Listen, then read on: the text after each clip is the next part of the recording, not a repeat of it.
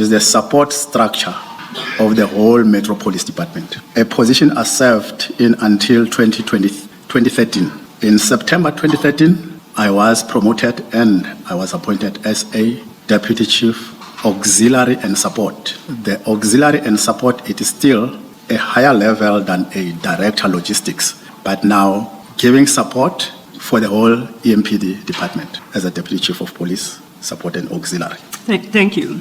And I note that at paragraph 8, as regards your progression through the service, you have annexed your curriculum vitae, which you have marked JM2. That is correct, SC. I would like to invite you to JM2, which starts at page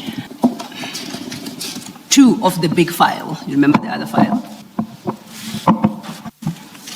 Have you located it? I am on page 2 as SC. I would like to draw your attention in particular to page 8, which is where you deal with your qualifications. Can you briefly just summarize for us what your qualifications are, or what qualifications you have achieved over the period that you set out at page 8? I've obtained MFMA, that is Municipal Finance Management Act, that deals with finances in the fraternity. That was in 2022. In 2019, I obtained my master's in public management through Regenesis College. In 2013, I've done my public administration level 8 with Regenesis. In 2005, I've done my BTech degree in traffic safety management through Technikon Pretoria. In 1983, I have obtained my ITO 1 diploma through Lyceum College. 1993, I obtained my ITO Part 2 diploma through Lyceum College. In 1994, I obtained my Part 3 diploma in Lyceum College. And just to help us who are not so knowledgeable about policing matters, what is an ITO? You've got ITO Part 1 diploma, Part 2 and Part 3. What does ITO stand for? That is Institute of Traffic Officers. Institute it's of Traffic. A course which is designed specifically for the traffic fraternity. Okay. Thank you for that introduction. From page 4, you then deal with your time at the EMPD, and you start this topic by referencing the structure of the EMPD, you note, as at your suspension. And in this regard, you refer us to Annexure JM3. So with reference to paragraph 9 at page 4 of your statement, read with JM3 in the bigger file, that is at page 10, you can then speak to the functions and the structure of the EMPD. Thank you, SC. Commissioners, what we see on page 4 on the small file is functions and the structure of EMPD. The structure of EMPD was until at my suspension, because I'm currently on suspension for the past 12 months, is depicted in Annexure JM3 to this statement. EMPD has 5 divisions reporting to me. I think, Commissioners, it will be better for me if I refer in this other file on the structure itself, which is on page 10. Right on top of that structure, you will see there's an accounting officer, which used to be Dr Imogen Mashazi, who is the city manager of Ekurhuleni.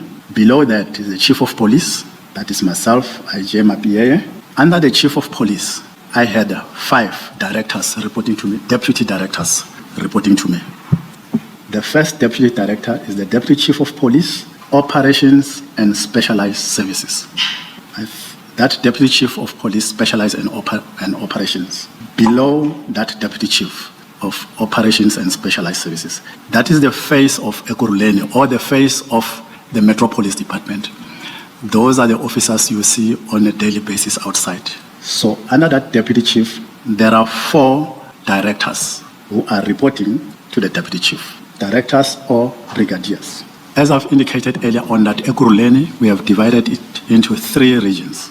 Under that deputy chief, 1 director will be responsible for the eastern region, the other one will be responsible for the southern region, the other one will be responsible for the northern region, the 4th one will be a director, specialized services. Okay, I made a flaw, there are 5 directors, because the other 5th one is a director responsible for bylaws.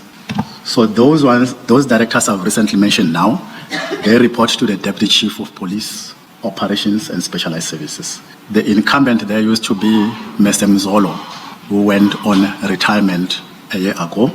We come now to the second Deputy Chief of Police.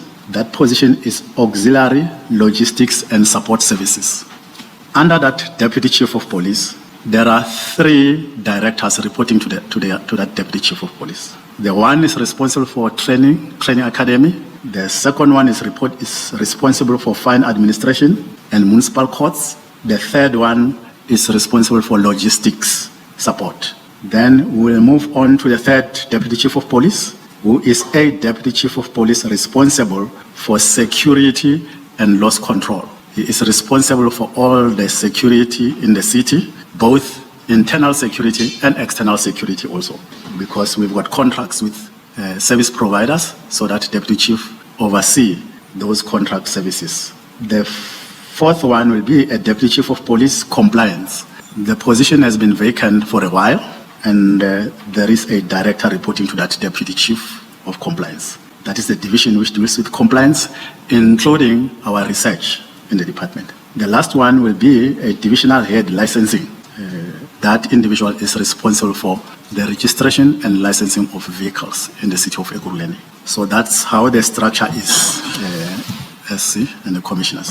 A very small matter of clarification. I think somewhere in your statement I saw a reference to a chief executive officer. Where does that fall in, or does it fall? Where does that fall in? According to the SAPS Act, that is the accounting officer who is the city manager. City manager. Oh, thank you.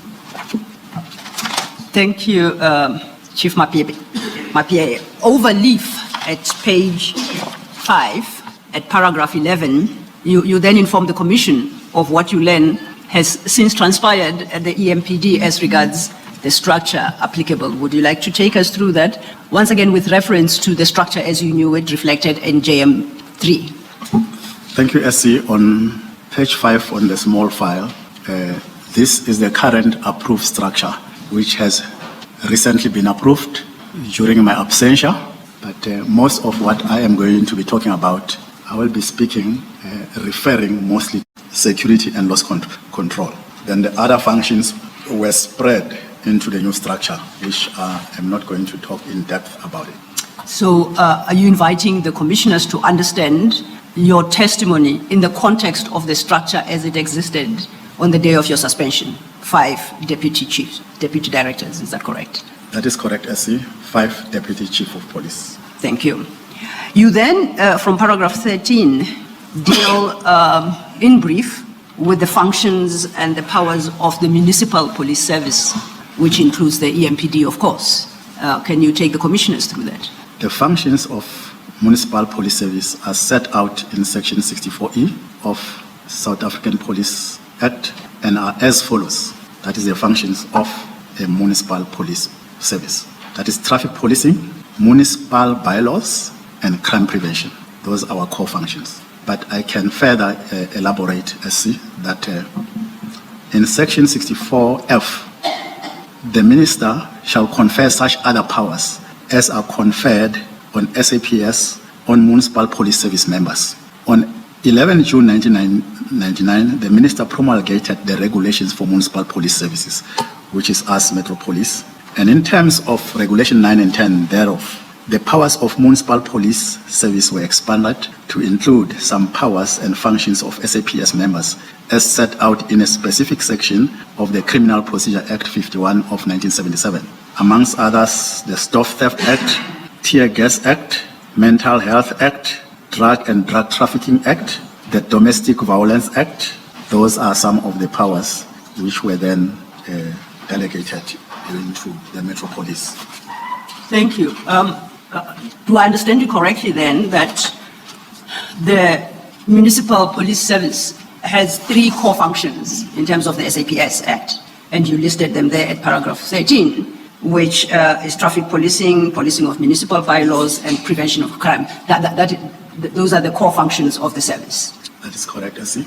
And that absent any extension of those functions or powers, that's all that they would get to do. That is correct, I see. And that, as you state in your paragraph 14, Section 64, capital F, gives the minister powers to expand those functions, and the minister has since done so. That is correct, SC. So is it a correct understanding, therefore, that the powers of the municipal services police do not equate to the powers of the members of the SAPS as we know them? That is correct, SC. Can you talk us through that a bit? With the powers on page 5, bullet number 13, those three ones I started with: the traffic policing of municipal bylaws, and prevention of crime. There is the fourth power, which we as Metropolitan don't have. It's only SAPS, that is the investigative power or investigation of crime. So we don't have those powers for investigation. And you deal with that, I think, in more detail at your paragraph 17 at page 6. Can you address yourself to the contents of paragraph 17? That is correct. See, on page 6, bullet number 17, by way of example, whereas SAPS members have the power to investigate crime and criminal activity, the municipal police service members do not have those powers. They may not initiate nor conduct investigation into any alleged crime. When the municipal police learn of a crime, they must report the same to the local police station. They may only, there's a typo there, detained. They may only arrest a person who has committed a crime in their presence. Upon arrest, immediately after completion of the necessary documents, example, if you arrest someone for drunken driving, you need to take that process to our prison station, do the necessary administrative process. Once you have concluded that, then you need, with immediate effect, hand over that accused to the police station, because we do not have the powers to detain. So once the case has been handed to the police, it is now the responsibility of SAPS to further take the investigation on. The only time when we will then finally resurface, it's when an officer has to go to testify in court if he is subpoenaed to do so. Thank you. Yes, please, Commissioner. Chief Mapiyeye, I think I misheard something. You said upon arrest, if they arrest a person, they must immediately take them to a station. That is, before they take them to a police station, you say they must take them to, I didn't hear what you said, pressing station? Thanks, Commissioner. When we have arrested you for any crime committed, I gave an example of at least drunken driver, because there is a lot of administration which needs to take place before you hand the accused to the police station. So our offices, we call them precinct stations. Those are our charge offices. So that is where we do our administration from. Thank you, Commissioner Baloyi. You indicated paragraph 17, or you specifically point out that you, as the EMPD and municipal police, you may only arrest a person who commits a crime in your presence. Based on that, do you, as the EMPD, have power to arrest someone for a crime you learn they have committed, and that crime was not committed in your presence? So, by way of example, you are informed the next day that there was a crime committed by Mr. So-and-so yesterday. Do you have powers to go arrest that person? Yes, I see. In this sense, I arrive at the scene of an accident. This accident happened whilst I was not even there. When I arrive at the scene of an accident, you found a driver, maybe seated behind the steering wheel. The vehicle is idling, the engine is idling. There are witnesses around which you need to engage, who will be able to explain to you how this accident transpired. So that officer was not at the scene, but because of the witnesses and what he's going to observe at the scene of an accident, then you can arrest someone and then go and detain him in the police station.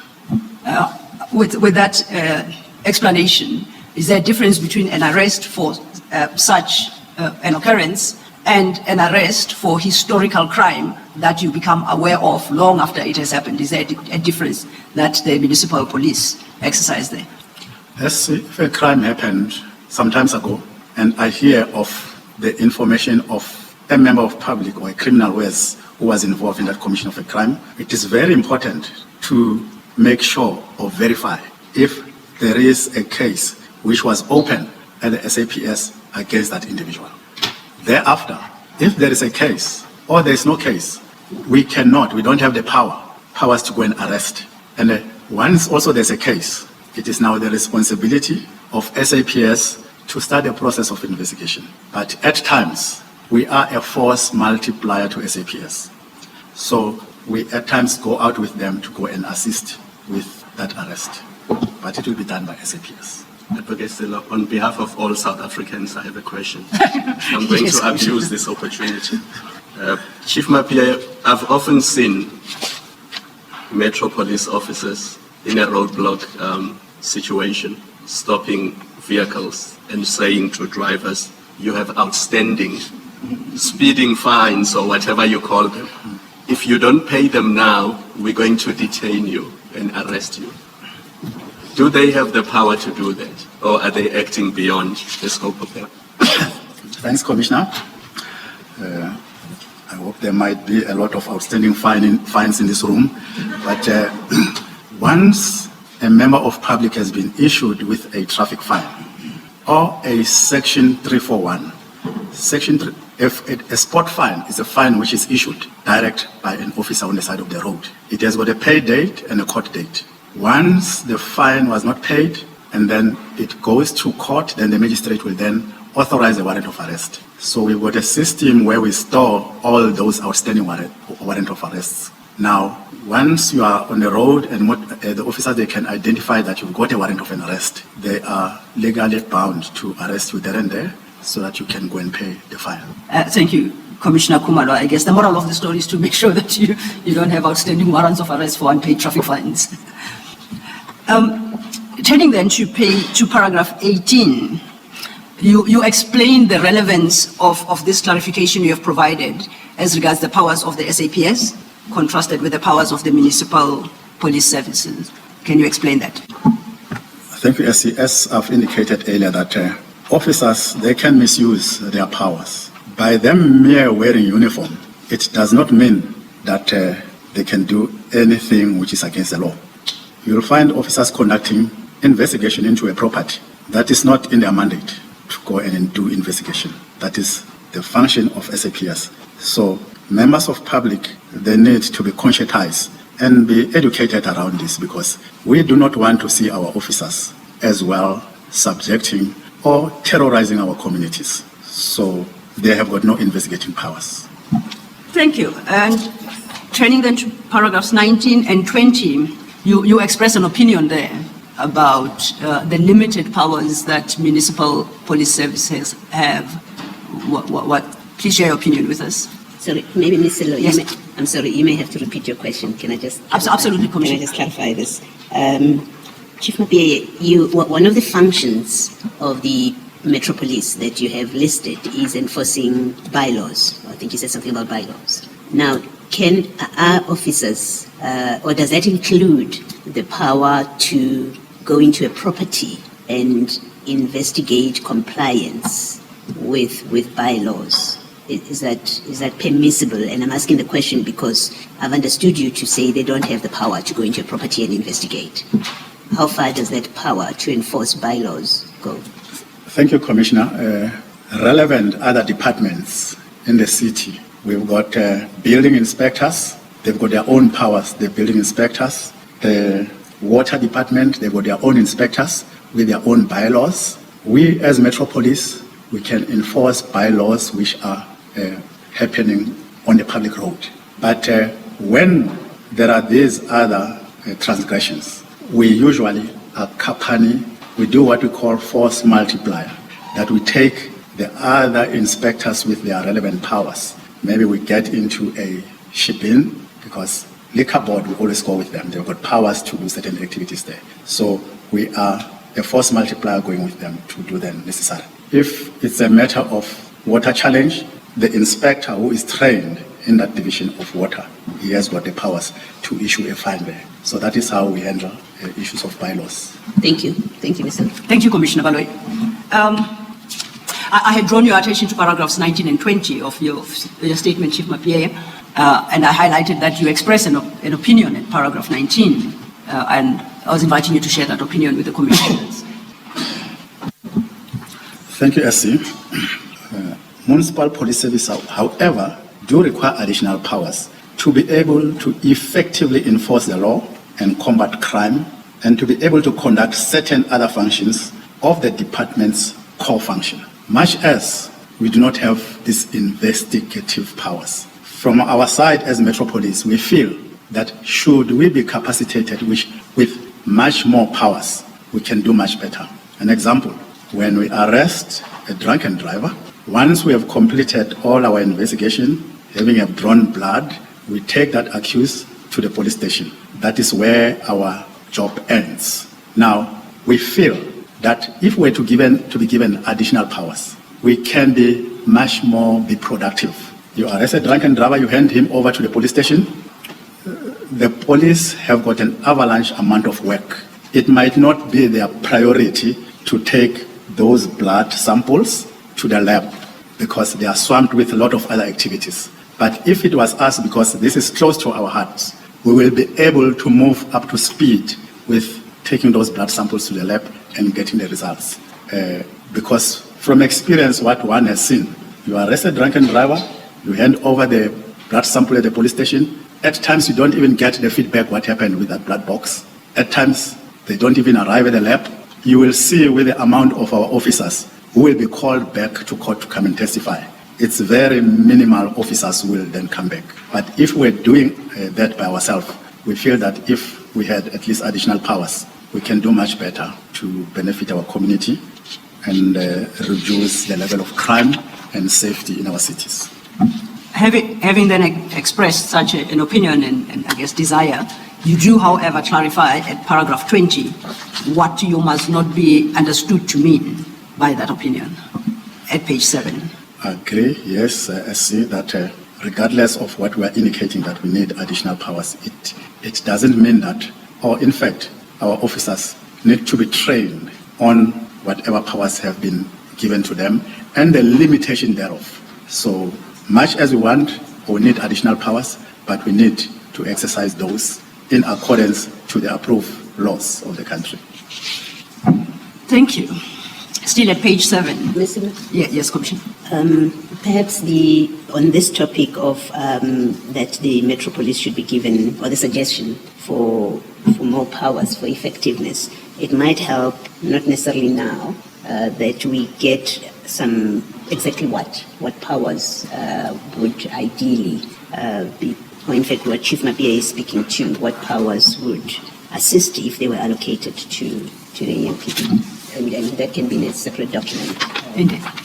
We would consider that because as Chief Mapiyeye says, it was just an opinion based on frustrations on the ground. So perhaps it might be appropriate if a further interrogation of those challenges and how best they believe could be overcome by conferring more powers, if he applied his mind to that, to then come back with a sort of a statement where proposals are set out, both to identify the nature of the power and the extent of the power, with reference perhaps to those powers as already obtained with members of the SAPS. So we shall consider that, and perhaps not only with Chief Mapiyeye, but with all the EMPD police officers that will be testifying. We'll try and see if we can produce a joint statement in that regard. Thank you. Chief Mapiyeye, you understood our new assignment now. We're going to work on a second statement to address the issues that Commissioner Baloyi has raised. I will note that. Thank you. I was drawing your attention then to, still at page 7, to a new topic that you start. You have headed that topic, challenges within the EMPD. You deal with these issues for the next couple of pages. And I would like to invite you to take us through the contents of that chapter, the challenges within the EMPD, from page 7. Thank you, SC. On page 7, challenges within the EMPD. Section 64C of SAPS Act bestow upon the Chief of Police of a municipal police service the power to appoint, recruit members for the service. The section provides as follows.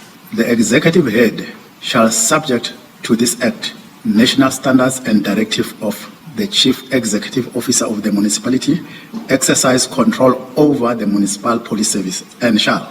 The word executive head refers to the Chief of Police in the environment of the city. To be more precise, you mean the phrase executive head? That is correct. Thank you. And the Chief Executive Officer, that is the accounting officer, who is a city manager in a municipality. But these responsibilities are assigned to the municipal police service, to the executive head.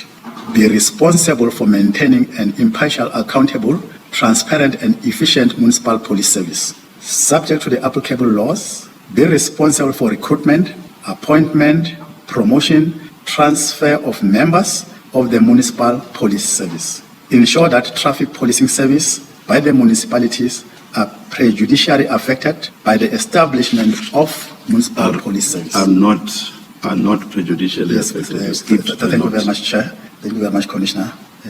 Are not prejudicially affected by the establishment of the municipal police service. Be responsible for the discipline of the municipal police service, either personally or through a member of municipal police service designated by him or her for that purpose.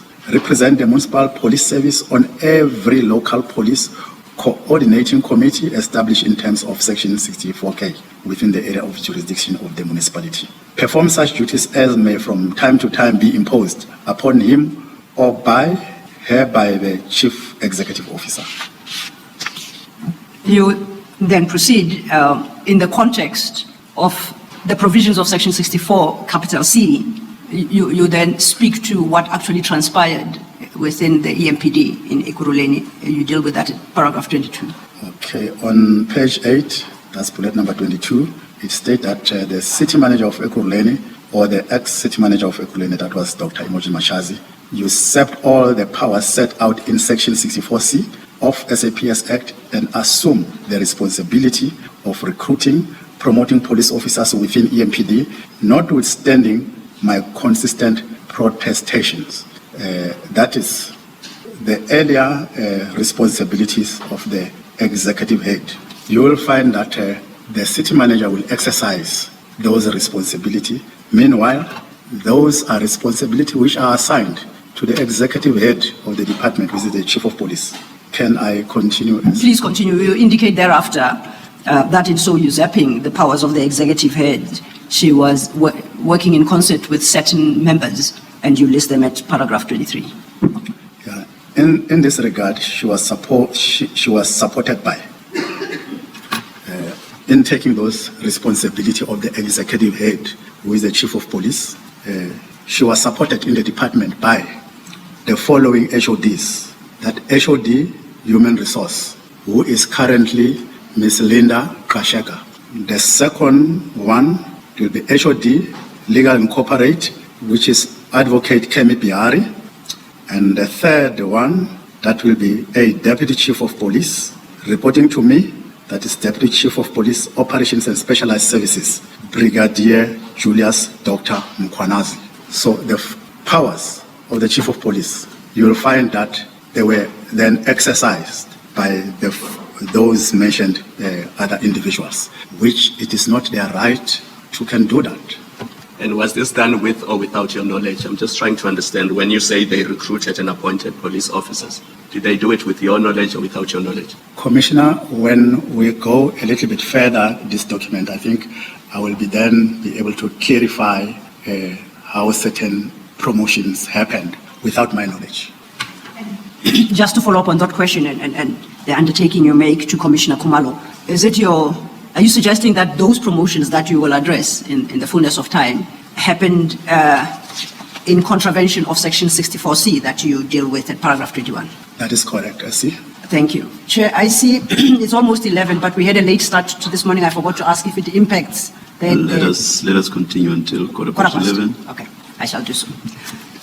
You make a point at paragraph 24 regarding an appointment in respect of Brigadier Mkhwanazi, and you say that he was purportedly appointed as the Deputy Chief of Police, Operations and Specialized Services. You see that? You indicate that you deal with this aspect further on in your statement. My question is, can you briefly indicate to the commissioners why you say that he was purportedly appointed? He was, as if you question that appointment or the validity thereof. Yes. Commissioners, this brigadier or director, Julius Dr Mkhwanazi, He was a Director, Operations and Specialized Services, appointed as such. Chief Mapiyeye, is it possible for you to pull the mic closer to you, or you sit closer to the mic? One of the two, please. That's done, Commissioner. And Chief Mapiyeye, my apologies for interrupting. As you respond to my question, please do not go into too much detail, because you do deal with this aspect later in your statement, and we will deal with it then. I just wanted a general overview of why you say it's a purported appointment. Okay. Or perhaps if it works best for your evidence, I can park that question and we will deal with it when we get to the relevant chapter. Would that work better perhaps? I will appreciate that. Okay, I'm happy to do so. Then we'll proceed to page 9, and at page 9 you have a subheading, and at page 10 you have a different subheading. And your first subheading at page 9 is Head of Department, Human Resources, Linda Kasheka. This is the person you suggested at paragraph 23, that she, in concert with others and the then city manager, usurped your powers. Is that correct? That is correct, SC. And you deal with those issues from paragraph 25. Can you take the commissioners through that? Thank you, SC. Commissioners, on bullet number 25, that's on page 9, I think during September, October 2023, the contract of a Deputy Chief of Police, who was Mr. Goodman Mzolo, was nearing its end. I think it was ending end of November 2023. And then I felt it important to initiate the process of appointing another Deputy Chief of Police once Mr. Mzolo vacate the position, because it is a very crucial position which one cannot neglect to fill. As I indicated earlier, that this is the face of Metropolis in the city. HR, they've assisted me with the initiation of the process to advertise the position. Interviews dates were set, and then the process of shortlisting and interview took place during November 2023. To my memory, I think we had about 2 candidates who were shortlisted. That was Dr. Julius Mkhwanazi and my staff officer, who is Ivan Duplessis. Yes. The process of interviews were concluded.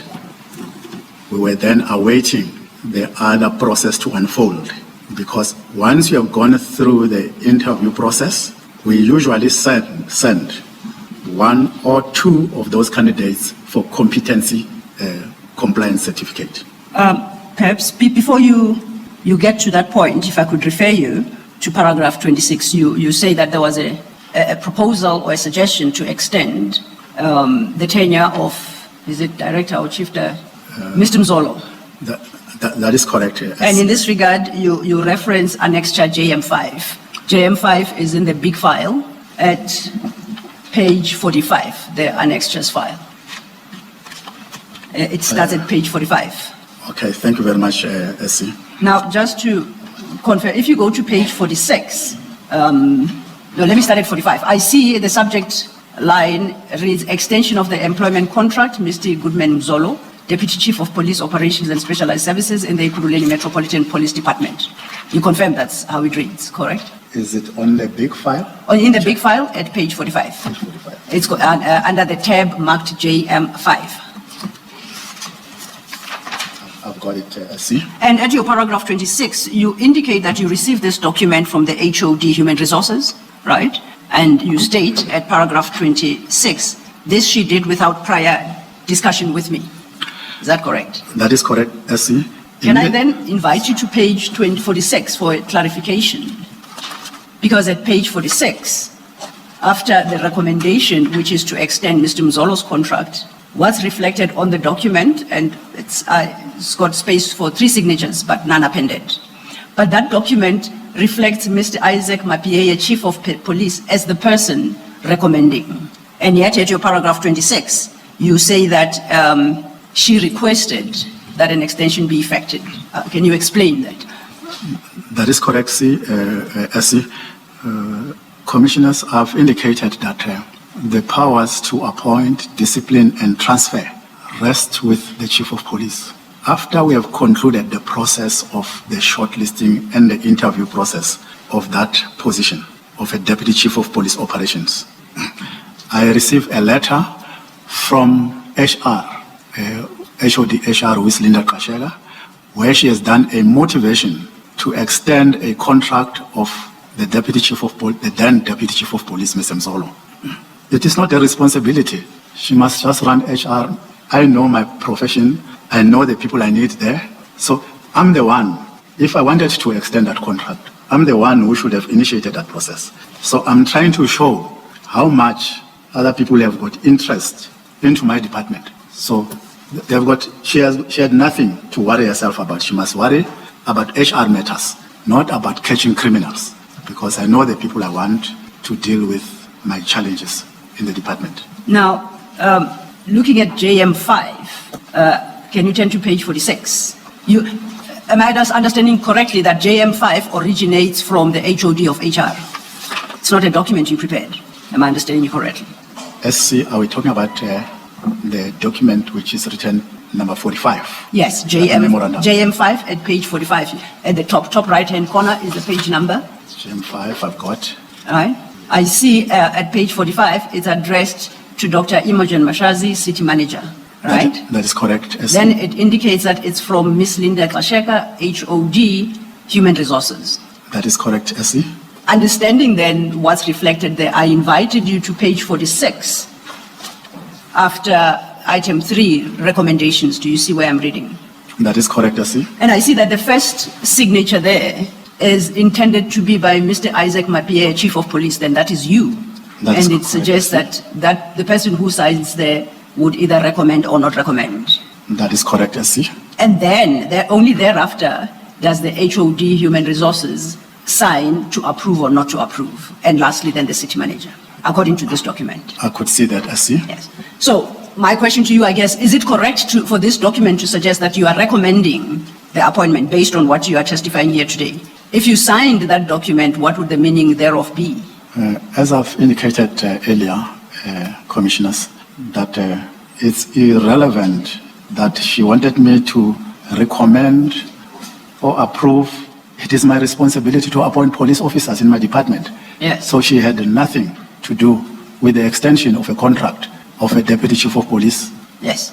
Are you saying, so that I understand you, are you saying you did not initiate the process to extend the contract of the deputy, and that you did not ask her to prepare this document? Very clear, I understand you, Commissioner. It is true. I did not initiate this process of compiling this memorandum, and I was also not consulted when she prepared this memorandum. So I could not be part of someone prepare food which I don't eat and just come and dish for me. I take it then you never signed it. You never signed on page 46, or a copy similar to this. That is correct, SC, Commissioner. Though I also submitted a memorandum in response to this letter she sent to me, which is on page 47. Yes.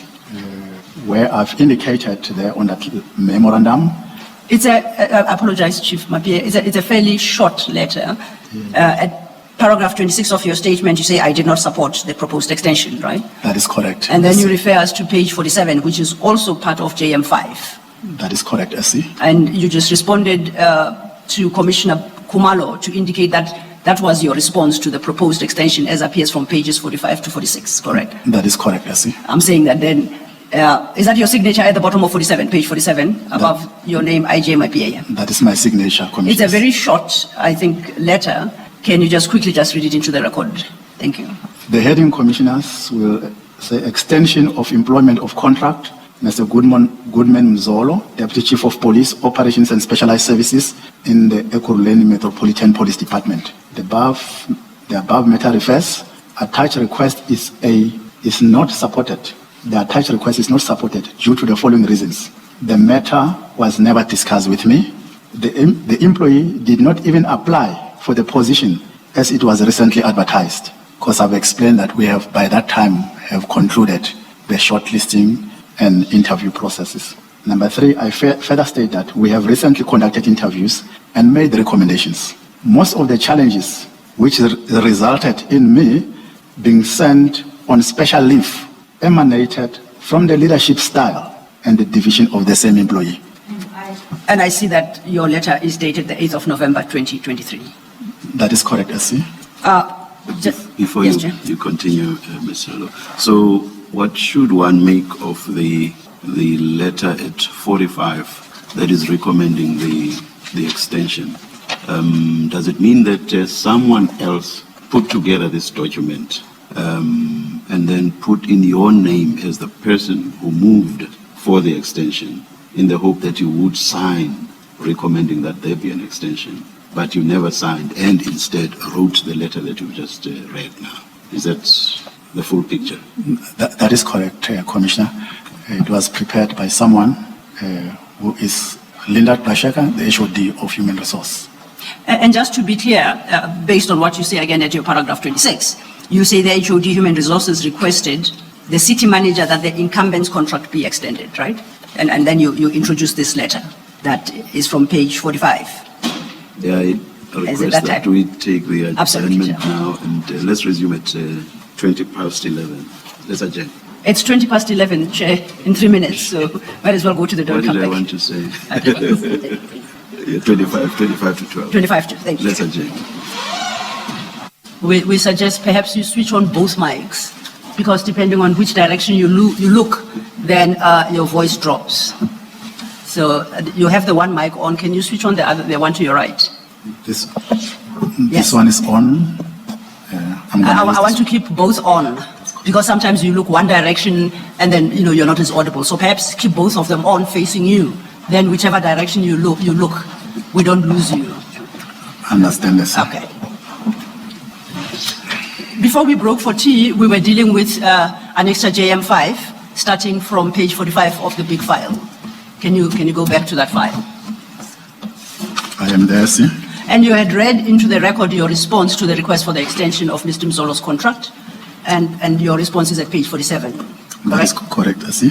The question I think I had asked you, I had to stand down because of the tea break, is as follows. In light of your response at page 47, was Mr. Mzolo's contract ever extended? SC, it was not extended. It was not extended. We are dealing with the issue of interference in the exercise of your powers and your after the failed attempt to extend the contract of Mr. Mzolo, and you speak there of a letter you addressed to her of the 13th of April 2024. And that letter, according to paragraph 27 of your statement, you say is JM6 of your annexures. That JM6 starts at page 48, if you could turn to that annex, as you deal with this at paragraph 27 of your statement. In short, SC, I think early 2024, around about February, March, there were positions which were advertised. To my dismay, I realized that a Deputy Chief of Police, Julius Mkhwanazi, was running with the process of recruitment and promotion of municipal police members without my involvement. Yes. So I've picked this up, then I had to write to the HOD, Human Resource, to explain to her that they can't do what they are doing.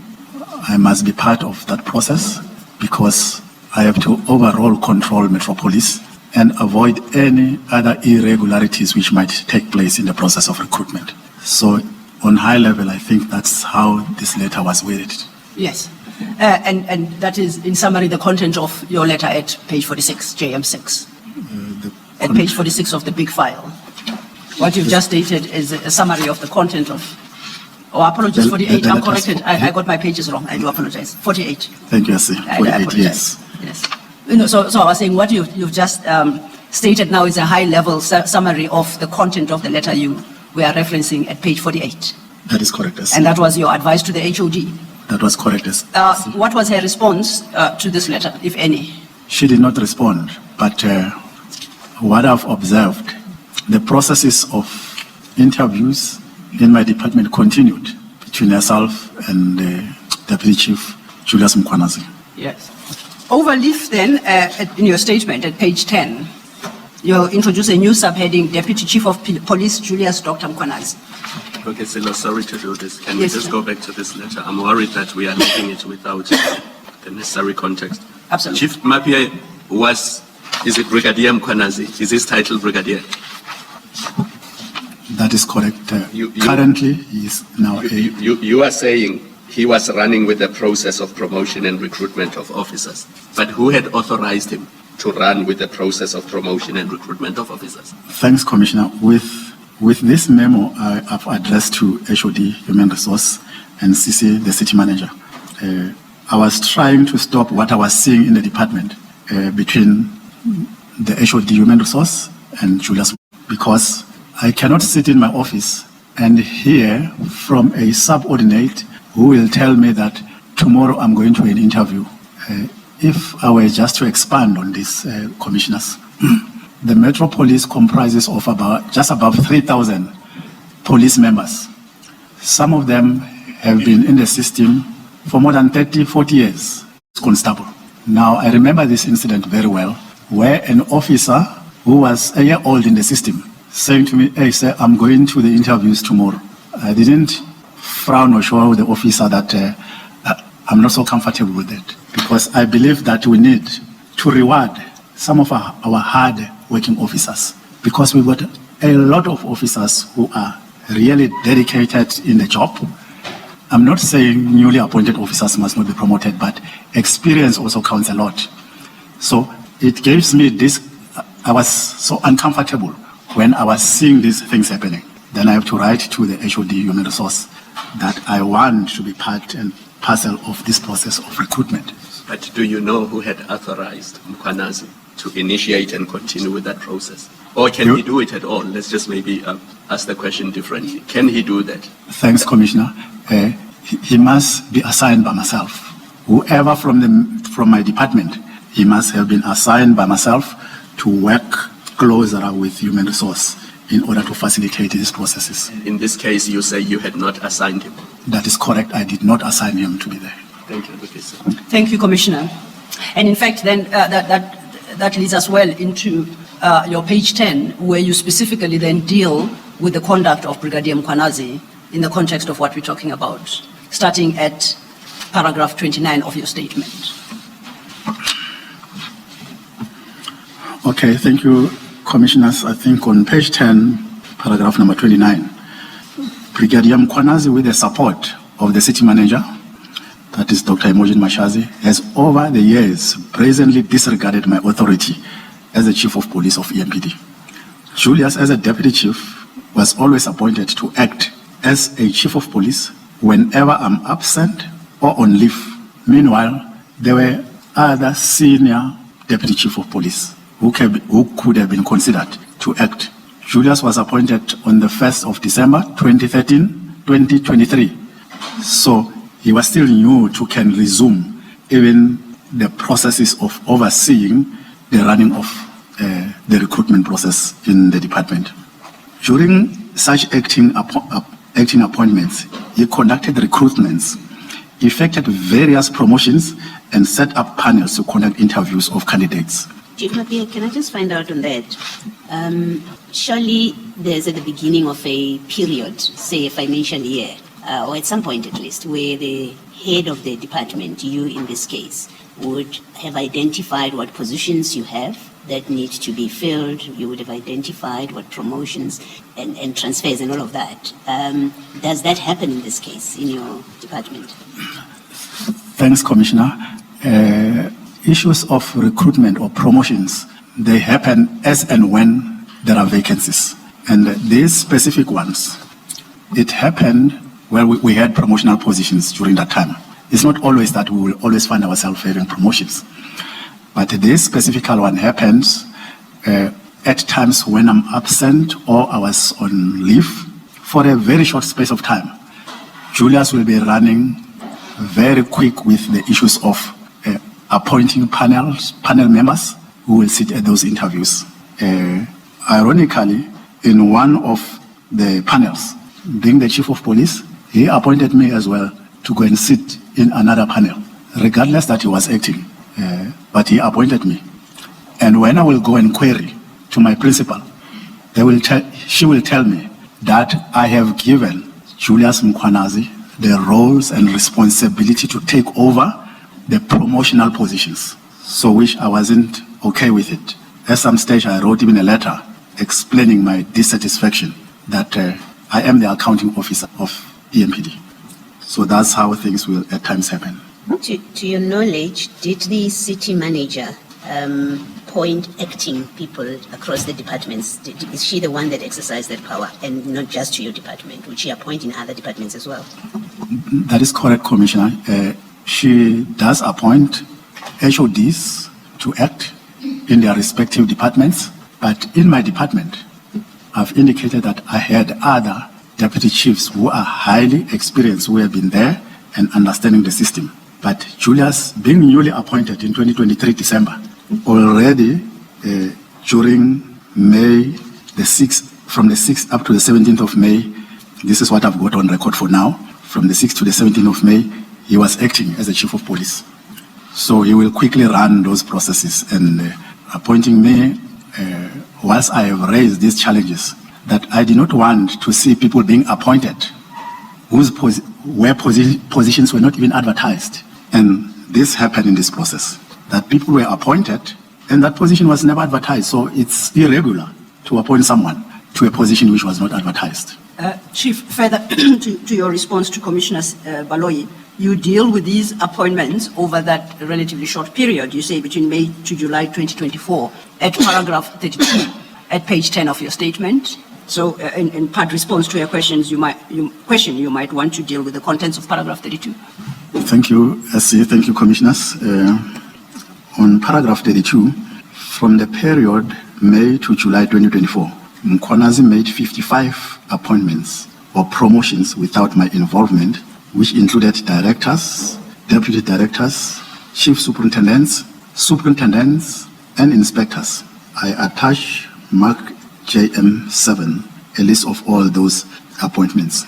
As I've said earlier on, that most of these candidates did not satisfy the requirements of the respective advertised post. In some instances, the posts some were appointed to were never advertised. The appointments were in large part drawn from the members of the unit which Brigadier Mkhwanazi headed. You reference Annexure JM7 at paragraph 32, and that appears in the big file at page 50. And at page 50 is a table of appointments you say were effected by Brigadier Mkhwanazi in the period May to July 2024. Is that correct? That is correct, SC. You wanted to clarify, insofar as JM7 is concerned, a little aspect for the commissioners. If you look at JM5, there is an entry in the first line of an appointment of a director. It's colored in green. It's the appointment of Director Dion Singh. Now, in the context of what you stated, paragraph 32, you wanted to clarify something to the commissioners, as you indicated to us. This is the opportunity to do so. At paragraph 32, you say JM7 is a list of 55 people who were appointed without or promoted without your involvement. Correct? That's what you state in your statement. That is correct, SC. Having stated that, you pointed out to us that when you have proper regard to JM7 at page 50, there's a clarification you would like to make in regard to the first name there, the first appointee, and that is Director Dion Singh. And I'm giving you the opportunity to do so. Thank you, SC. Thank you. When I look at this page, on page 5, page 50 you meant. Page 50. Yes. MJ7. I will just pick up 2 to 3 irregularities which I could just from the onset pick up. If I may, General, before you do so, perhaps the clarification you wanted to bring to the attention of the commissioners, were you involved in the appointment of Director Dion Singh, who appears first on that list? That is correct, SC. I was involved in the appointment of a Director Singh. So, if that's what you state, then your paragraph 32 is correct, but to the exclusion of Director Singh, because you were involved. Recall, you say this is a list of appointments made without your involvement. That is correct, SC. So what you are suggesting, that you still stand by that statement, except you point out that that point does not apply to Director Singh because you were involved in his appointment. That is correct, SC. Having then clarified that you wanted to make a reference to about 2 other appointments on that list, you may do so. I will go to page 50 and I look at candidate number 4. Yes. The positions which were advertised by that time, there were it could be a director, operations and specialized services. But candidate number 4, you will see that that candidate, she is appointed as a deputy director, internal affairs. On the structure I've shown earlier, unfortunately, we could not go down that structure. Each and every structure, there are 5 deputy chiefs. There are vacancies below those deputy chiefs. Now, they've advertised a position of a deputy director, operations and specialized services. And then they take a employee number of a position which is with internal affairs and appoint that individual in the operational leg. So technically, if you wanted to fill in the position of a director, internal affairs, a deputy director, internal affairs, you must advertise according to that job spec of that position of a deputy director, internal affairs. But what happened here, they've advertised directors, deputy director, operations and specialized services, and took that position which is at internal affairs, at compliance, and utilize that position to appoint and place someone in operational leg. In this sense, you are disadvantaging other employees in the respective divisions. Yes. So that's the one I've picked up quickly. Before you move on to the next, are you suggesting then that candidate 4 on that list was appointed to a position that was never advertised? That is correct. Okay. Thank you. See. I look at candidate number 7. Chief Mapiyeye, aren't you suggesting even more than that? That it's not simply she was appointed to a position that was never advertised, but that there was in fact misrepresentation of what the position is, in fact, to which she gets appointed? That is very, very correct, Commissioner, in the sense that some employees who could be working at internal affairs, some of them have been acting in that position at internal affairs. And then you advertise this position at operations and specialized services. The mind of employees, they will always think that no, they are still going to advertise this position. You find that someone doesn't apply because he knows that this is not his specialty. He is still waiting for his opportunity one day when that position is advertised so that he or she can apply. Because as I'm saying, others have been acting in those positions. Thank you, Commissioner. You've given us one example of an irregular appointment with reference to the candidate at item 4. You wanted to give another without necessarily going through the irregularities or shortcomings of the candidates on the list. You wanted to highlight one more. Is that?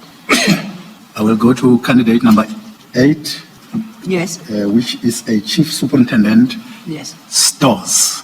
On the organigram I spoke earlier, that position rests with the deputy chief of police, auxiliary and support. Now, that position was just advertised as chief superintendent, operations and specialized services. The people who were working at stores, others were acting, some of them were still waiting that one day that position will be advertised, will apply. But then through the arrangement of Julius and Linda Kashega, they took those positions and utilized them to appoint some of these individuals irregularly so. Before I left, I was seated with a long list of disputes about officers who are disputing these kind of appointments. Okay, I think the commissioners get a sense of the challenges attaching to the appointments as reflected in page 50, my apologies, page 50, except of course to the exclusion of the first candidate who you say you interviewed and took part in his appointment, correct? That's correct, I see. Okay, before you yes. move on, Mr. Can we just clarify this?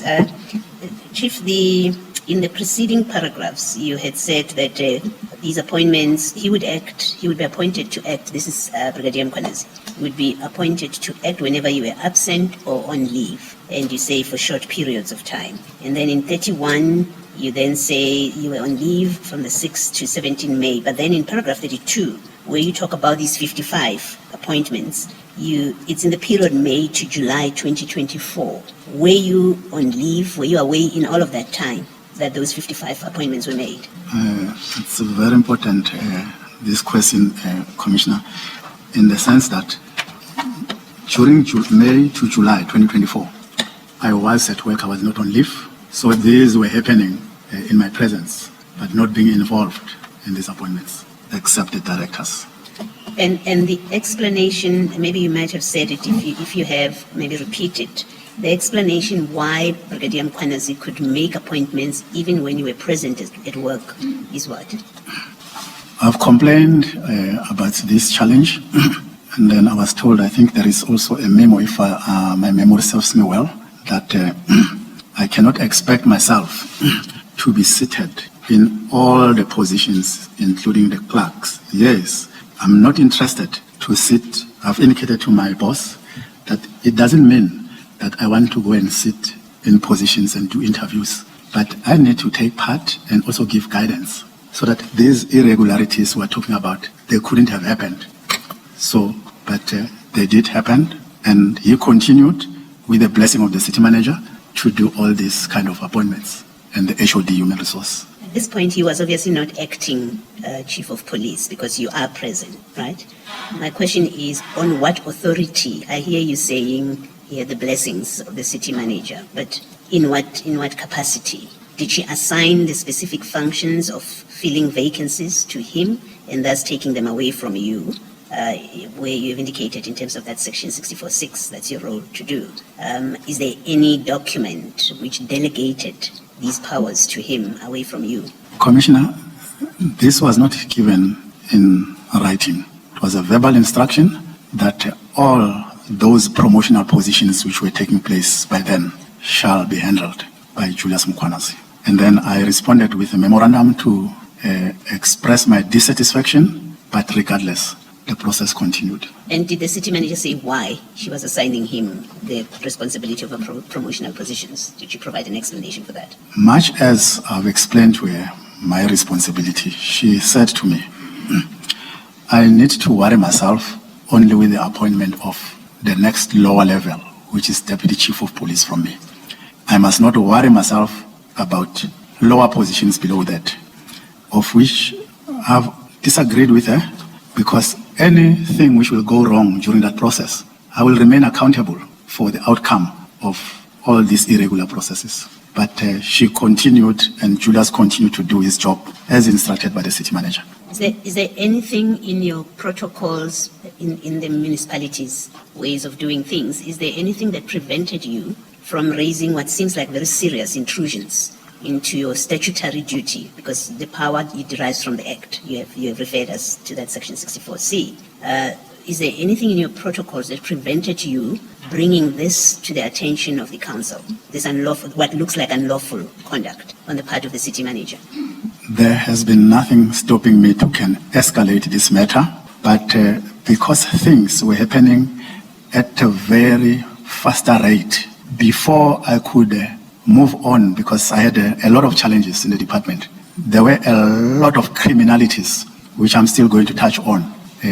I'm not saying it was not a priority for me to go or escalate this matter, but you are swamped with a lot of other urgent activities which you need to respond as now, even after hours, with the passing of time, because this happened around May, June.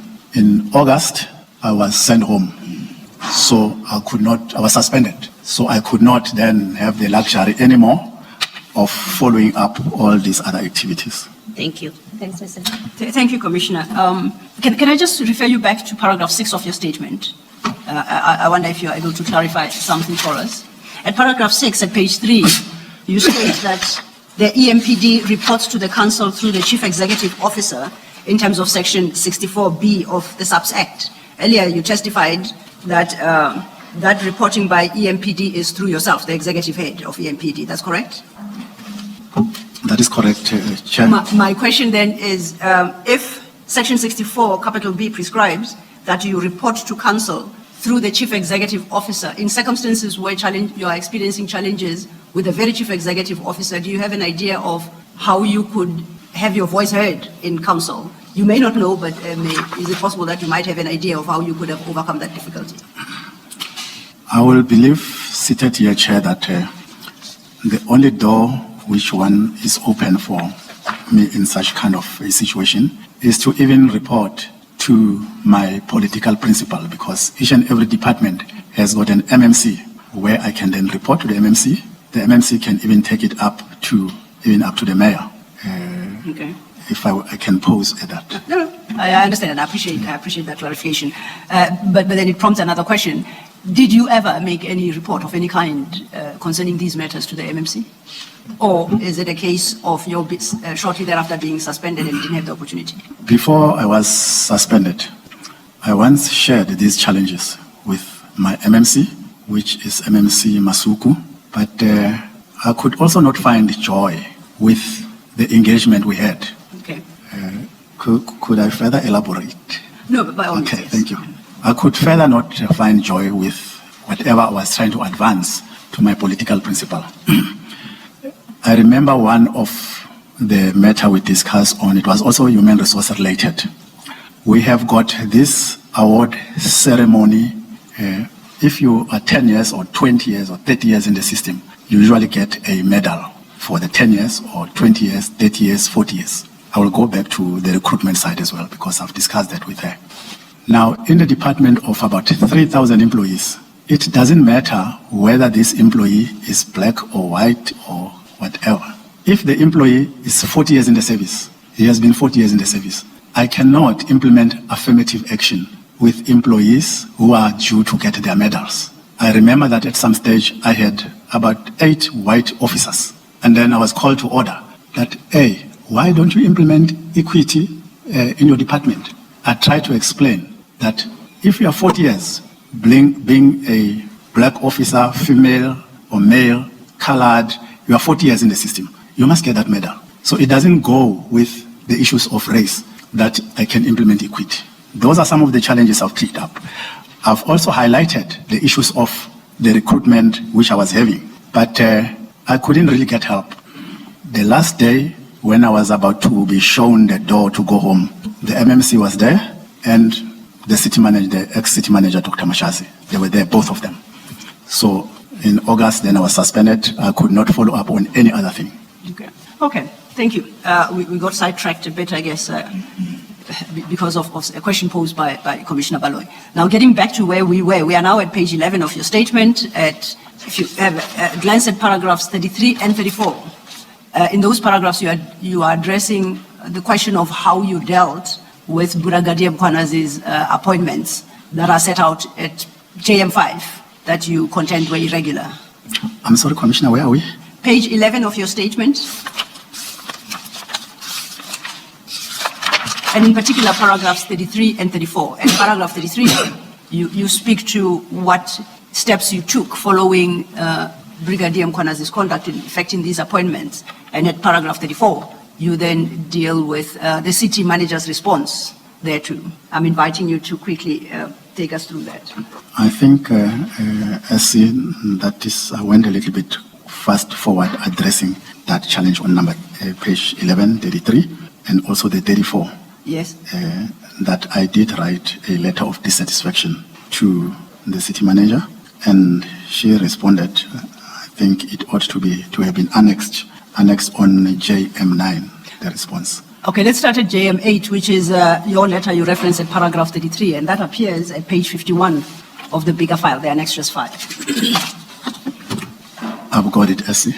I see at page 51, it's a letter signed, seemingly by you, Isaac Mapiyeye, addressed to Dr. Mashazi, city manager, and it states it's from you. It's dated the 5th of June. That's correct? That is correct. And the subject line for that letter is disregard and non-observance of Municipal Police Commissioner in the EMPD by Deputy Municipal Commissioner J.D. Mkhwanazi. That is correct, Essie. Perhaps you might want to highlight what you raised in that letter to the letter the city manager as follows. Subsequent the meeting which set on Monday, the 3rd of June 2024, in the office of the city manager, in attendance was the HOD Human Resource, Deputy Municipal Police Commissioner J.D. Mkhwanazi, where issues of disrespect were highlighted. What is sought is to bring your attention as an accounting officer to the recent promotional positions which took place within the department of brigadier,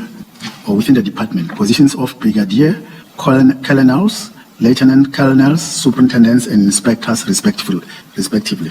It is legislated under Section 64C 2B of SAPS Act 68, 1995, and a common practice that When employees are promoted in the department, as the Municipal Police Commissioner must confer the promotional ranks to the successful or promoted workforce. To my dismay and surprise, I observed on the 4th of June 2024, members of the department wearing their promotional ranks. When probing, I was informed that they were conferred by the Deputy Commissioner.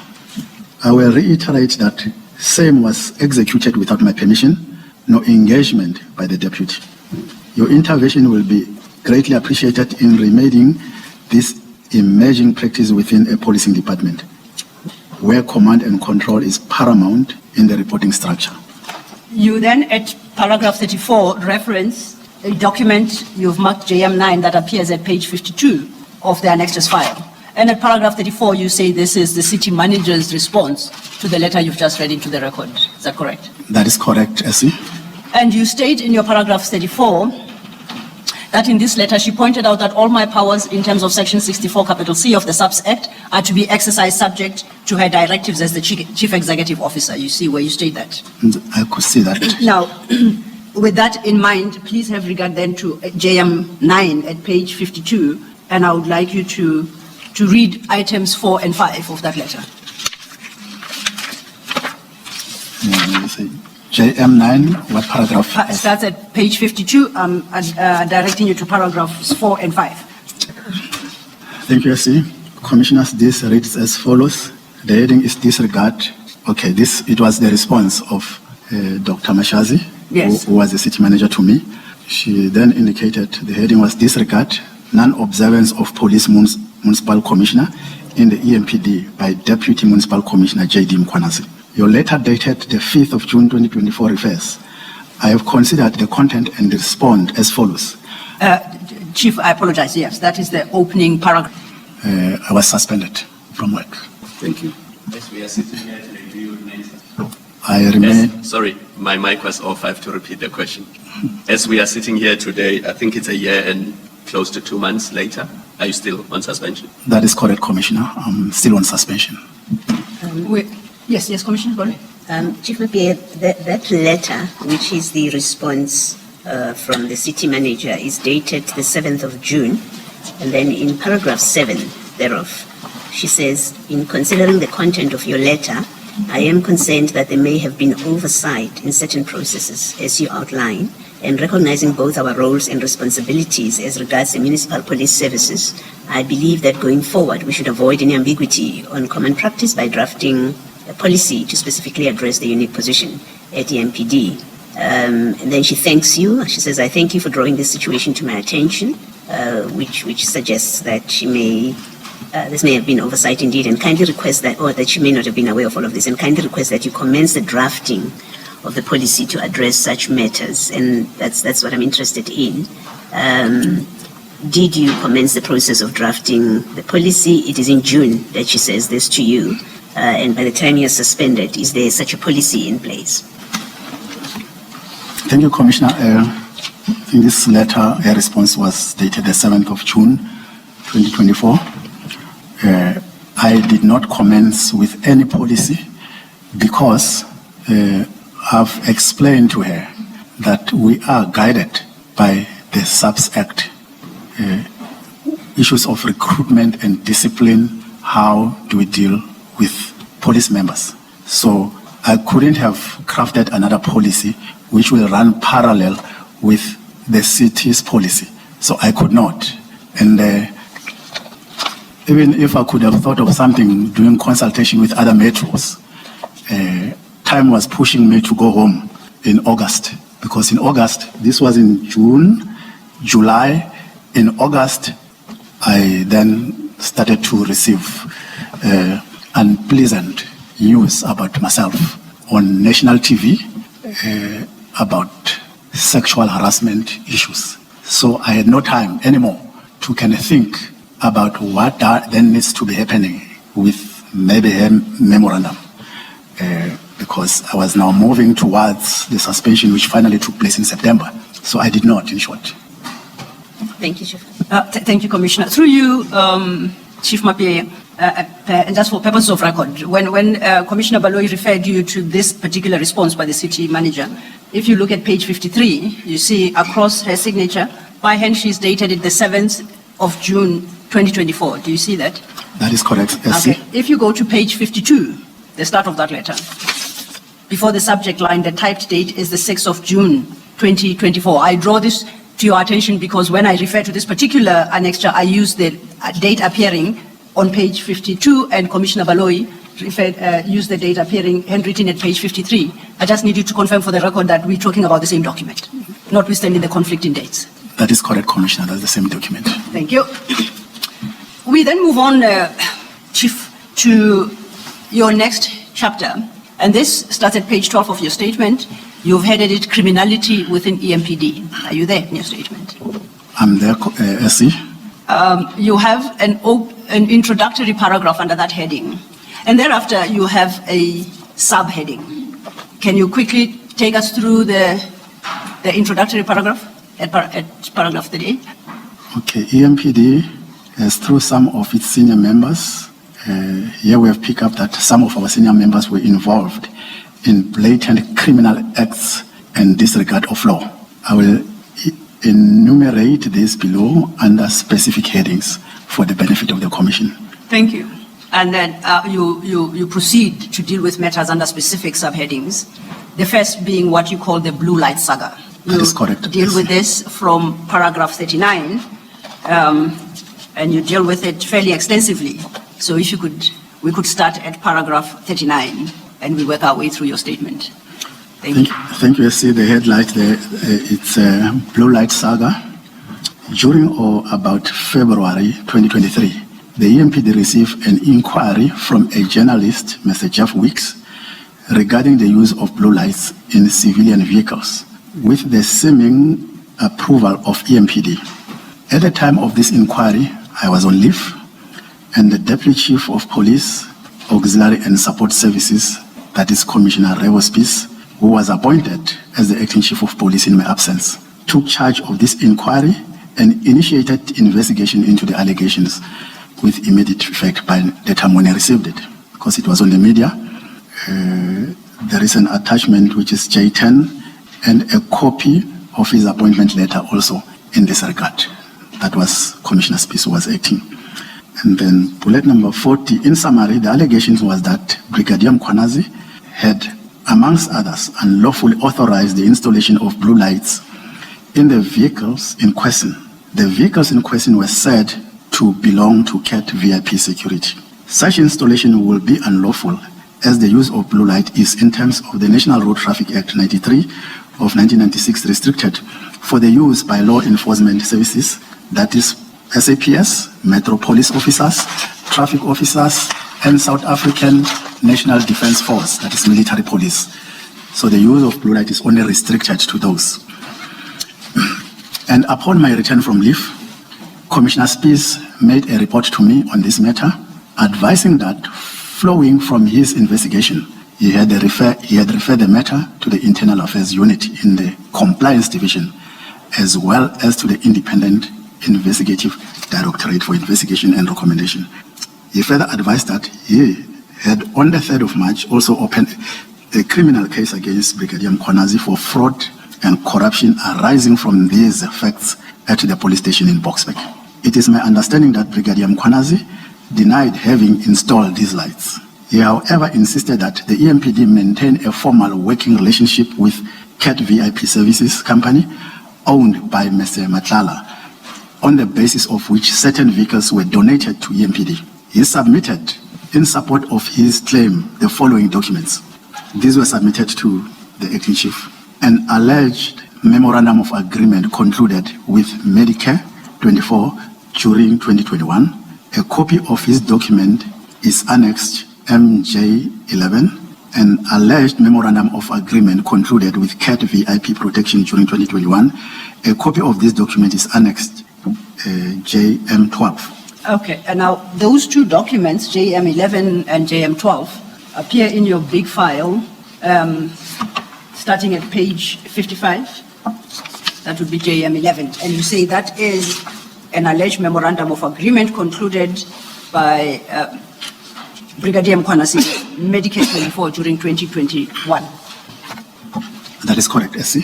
And if one has regard to page 124, it reflects as follows: agreement entered into and between the Ekurhuleni Metropolitan Police Department, and it doesn't indicate as represented by who, and Medicare Emergency Medical Services / Unauthorized Protection Services. Is that correct? That is correct, SC.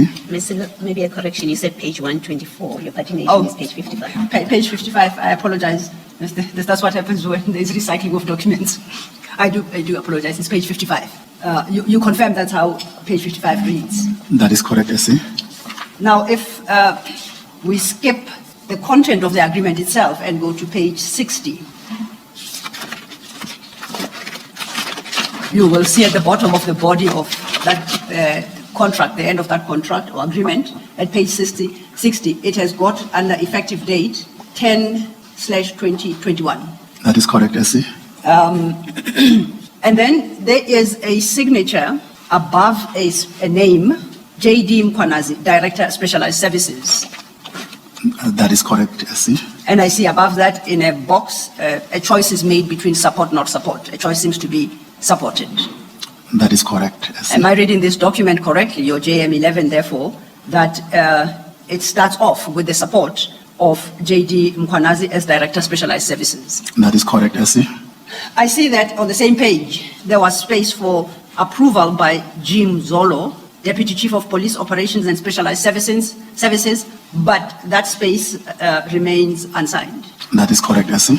And overleaf at 61, it then concludes with provision for signature by Isaac Mapiyeye, Chief of Police, EMPD. Is that you? That is correct, SC. And equally so, it is unsigned. That is correct, SC. Do you confirm that you did not sign this document? That is correct. I did not sign this agreement. Now, if we continue then and go to the next annexure, which is JM12, that starts at page 62. Maybe before you do that, can I Yes, just check? Commissioner. Chief Mapiyeye, do you know if Mr. Mzolo ever knew anything about this? Did you inquire from him? Commissioner, this document was never brought to me. So usually the protocol is that if Brigadier Mkhwanazi signed it, he was going to take it to the Deputy Chief of Police, Mr. Mzolo, and then Mr. Mzolo was then going to come to me and explain to me, then I sign or not support, and in fact I was not going to support because this is not a process we are supposed to be following. It would have gone, I mean, this where he signs, Mr. Mkhwanazi, it says Director, Specialized Services, so he was not yet Deputy Chief of Police at the time. That is correct. He was not a Deputy Chief of Police. And was Mr. Mzolo his direct superior? That is correct, Commissioner. Thank you. Thank you, Mr. Thank you, Commissioner Barwe. I invite us then to turn to page JM12, which is the second memorandum of agreement you deal with at your paragraph 43.2, and that starts at page 62. Have you located it, Chief? I've located it, SC. This particular document is headed Memorandum of Agreement. Memorandum of Agreement entered into and between the Ekurhuleni Metropolitan Police Department and CAT VIP Protection, and indicates under CAT VIP Protection, in parentheses, duly represented by Vusimuzi Matlala. Do you see that? I can see that here, SC. And this agreement runs to page 65. That is correct, SC. And if we start at page 64 thereof, once again, at the bottom of the page, after the body of the agreement, is a space for signature by a J.D. Mkhwanazi, Director, Special Services, and it is signed. Do you see that? That is correct, SC. This particular memorandum now has a date inserted by hand, across to the right, across from the signature, and it's dated 13/10/2021. That is correct, SC. And similar with the previous document, there is an indication at a choice whether to support or not support that it is supported. There is a tick in the support box. That is correct, SC. Though what I'm observing on page 64, yes, where the Brigadier is signed, the date was the 13th of October 2021. yes, And on next page, page 65, where Mr. Vusimuzi Matlala was supposed to have signed, the date was put 15 June 2022. yes, you're correct. I confirm that's how we do So I it. just want to highlight that. Yes. Then, staying with page 65, I see after the signature by the Director Specialized Services, Brigadier Mkhwanazi, it required approval, because it's got two options of approve and not approve, as indicated in the boxes at the start of that page. And immediately below that is a space for signature, and under that line is Mr. Vusimuzi Matlala, Chief Executive Officer, CAT VIP Protection. And to the right of that, it's dated 15 June 2022. For the record, it appears not to have been signed by the intended Mr. Matlala. Do you confirm? That is correct, SC. Now, this particular memorandum, as opposed to the previous one we considered JM11, does not appear to require support by Mr. Mzolo, which is Brigadier Mkhwanazi's direct superior, nor your support as the Chief of Police. I don't see provision for your support or approval. Do you confirm? That is correct, SC. And page 65 actually represents the last page of that memorandum of agreement. That is correct, SC. Although, of course, right at the end, the document appears to have envisaged some approval by whoever. No indication is given as to who the last approver would have been or should have been. Do you see the hanging approved, not approved right at the bottom? I could see that, Commissioner. Yeah. And would the document of this nature have taken the form of somebody like Mr. Vusimuzi Matlala, the Chief Executive of the company, having to approve? Is that not rather odd that he would have approved? I couldn't learn that clear, Chair. I'm saying, look where Mr. Matlala is supposed to sign. Yes. There as well, he is also supposed to approve. So my question is it not odd that he would have had to also approve? It is odd, Commissioner. Because should he not simply have been a signatory together with whoever would have been signing within the municipality, and then some municipal official approving after the two signatories? Regardless, yes. Regardless, Commissioner, this is not a process which the city follows when it receives donation from any company or service provider. All right. It's not even a process. All right. Thank you. Still on this document, Chief Mapiyeye, the only signatory on behalf of the municipality or the EMPD is on this document is Mr. Mkhwanazi, who at the time is still a director. If you leave aside then the idea that Mr. Matlala could approve on behalf of the municipality, did Mr. Mkhwanazi as director have authority? Would he have had authority to conclude this kind of transaction with an external company, but just by virtue of his position? Commissioner, not at all, because this is also a process which is not followed by the city of Ekurhuleni when you receive donations from a service provider or an external company. This is not even the process. It is the process. If this were a proper donation or offer of services and vehicles by CAT Matlala Security, what would have been the process? To you, Commissioner Baloyi, Chief Mapiyeye, it would appear that Commissioner Baloyi is way ahead of you. So perhaps, no, he can deal with it, it's in the statement, so I said perhaps we jump to that part so he can answer your question in full. I don't want to mess up your flow. I would rather you lead him the way you wanted to. I'll be happy to no challenge. Okay. All right. Chief Mapiyeye, if you could have regard to your paragraph 52 at page 16, starting from the second sentence of that paragraph. Page 16. Paragraph 52. Paragraph 52. The second sentence of that paragraph, starting in any event. In any event, there is no evidence that the claimed donation complies with the municipality's grants, donations, sponsorships, and gifts policy, which prescribe that all donations or sponsorships offered to the municipality must be submitted to the city manager for approval and declared to the National Treasury. Thank you. Does that answer your question, Commissioner Bala? Thank you. I have a different question, Advocate Silo. Yes, Commissioner. Chief, these two documents, the two memoranda, the second one on page 131. No, you're using the wrong numbering again. Like me. Oh, sorry, it's page 62. Yes. JM 12. It appears to envisage not just a donation of vehicles, but a skills transfer and tactical training of EMPD officials by CAT Protection Services. So if you look at the paragraph on page 63, top of the page, do you see that? I could see that. So it says, CAT VIP will donate motor vehicles to Ekurhuleni Metro Police Department and provide their staff members with skills transfer and tactical training. Now, you having been chief of the EMPD at that time, could such an arrangement be concluded without your knowledge or approval? It is not supposed to happen. I'm supposed to be knowing if there is any service provider who want to render such services to us.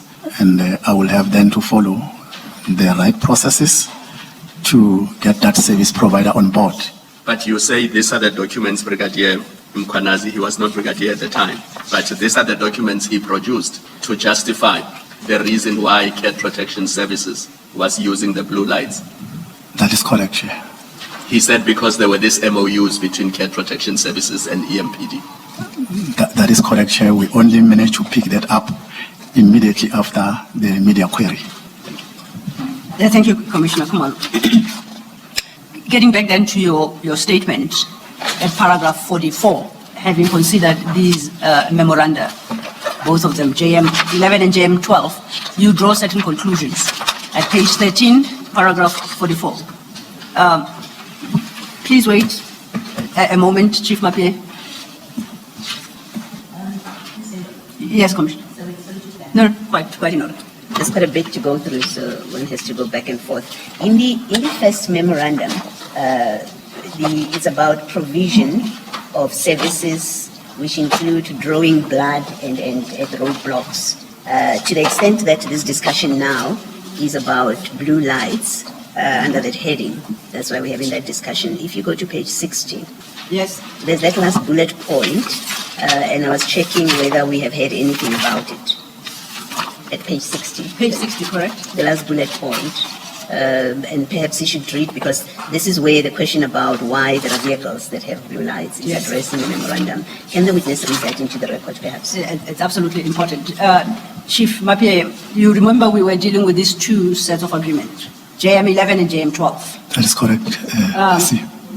Commissioner Baloyi is inviting you to JM 11 again, which starts at page 55 of your big file. I am there, as and just to orientate you, this particular memorandum is between Ekurhuleni Metropolitan Police Department and Medicare Emergency Medical Services. You see that? That's correct, I see. Now, she refers you in particular to page 60, if you could go there. Maybe before that, Chief Mapiyeye, if you could go to page 58 of that same document, and then there's paragraph 3 there, which tells us what is the purpose of this document, and read that into the record first. Thank you, Commissioner. On page 58, the purpose of this Memorandum of Understanding, MOU, is to outline the commitment of promoting and protection of the Medicare emergency services, combining that with the health care and safety of officers of Ekurhuleni Police Department when a situation arises warranting medical attention on various degrees, particularly in traumatic event incidents. That's bullet number 3. Yes. And then if you would then go to page 60, maybe start with the heading, read what the heading says you are agreeing to as a municipality, and then you can skip the other bullet points and then go to the last bullet point. Commissioner, you said I must go to page? 60. 60. 60. It's that signature page. Okay, I've got it. And then read that heading into the record. Ekurhuleni Police Department, by signing this MOU, Ekurhuleni Police Department agrees to. And then the last bullet point. EMPD will assist with the registration of vehicles under EMPD as official vehicles, and we will be permitted to use blue and red lights to respond for and on behalf of EMPD. The cost of this will be for the Medicare 24 and Base Protection Services. Thank you. Thank you, Chief. Thank you, Mr. Thank you, Commissioner. I'm quite aware of the time that it's lunch, but just not to interrupt this flow of questions, may I perhaps ask the witness to deal with 2 other aspects, then we close the subject. Mr. Mapiyeye, please go back to page 59 of the same document. I've got to see. the heading of that page is understandings. And the opening paragraph thereof reads, by signing this MOA, Medicare 24 Emergency Services agrees to. Do you see that? And then it...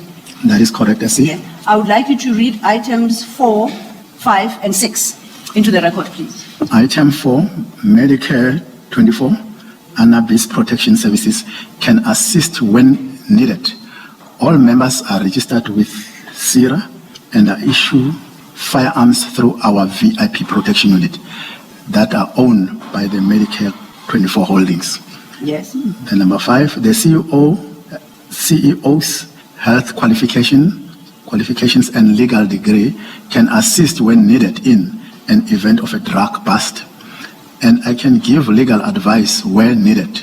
Number 6, Medicare 24 can assist with drawing blood in roadblocks for you, and staff will be available. Now, having read those 4 items under the heading understandings, the 3 rather, 3, 5, 6, what Medicare 24 is undertaking to do here, does that accord with the law as the EMPD understands it? Can Medicare undertake the services listed there? I cannot allow it under my watch because the law doesn't allow it as well. Okay, when we dealt with Annexure JM12, we indicated who represented VIP CAT services. We overlooked doing so in respect of JM11, this particular annexure we're dealing with. Could you go back to page 55 and just read into the record who represented Medicare 24 Emergency Medical Services / Cannabis Protection Services in the conclusion of this agreement? It's set out in the parentheses below the name of the entity. On page 55, Medicare 24, that is Emergency Medical Service Cannabis Protection Services, duly represented by Mike van Wyk. Thank you. Thank you for the indulgence, Chair. I shall not detain the commissioners any further. Let us adjourn and resume at 2:05. Thank you, Chair. Thank you, Chair.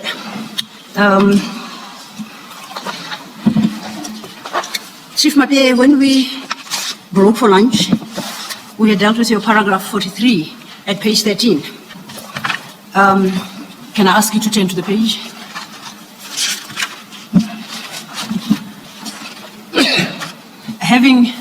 Having dealt with the 2 annexures, the 2 memoranda, annexures JM11 and JM12, you draw certain conclusions at paragraph 44 at page 13. Could you share those with the Commission?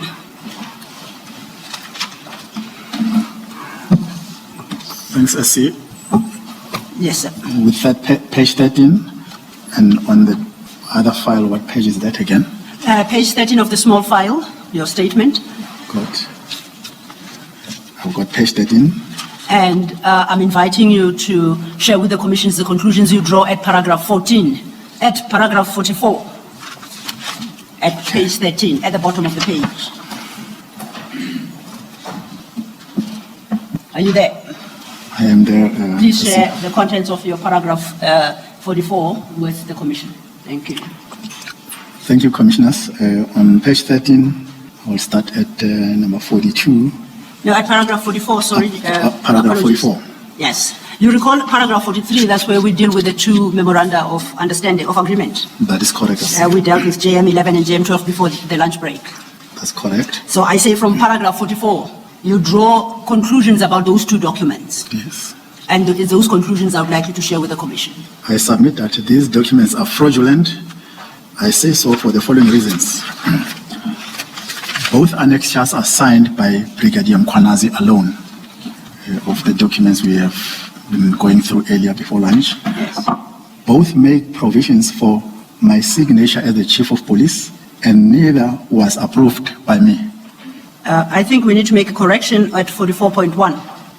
Only JM11 makes provision for your signature, and not both. That's correct, I see. Okay, we shall effect that change.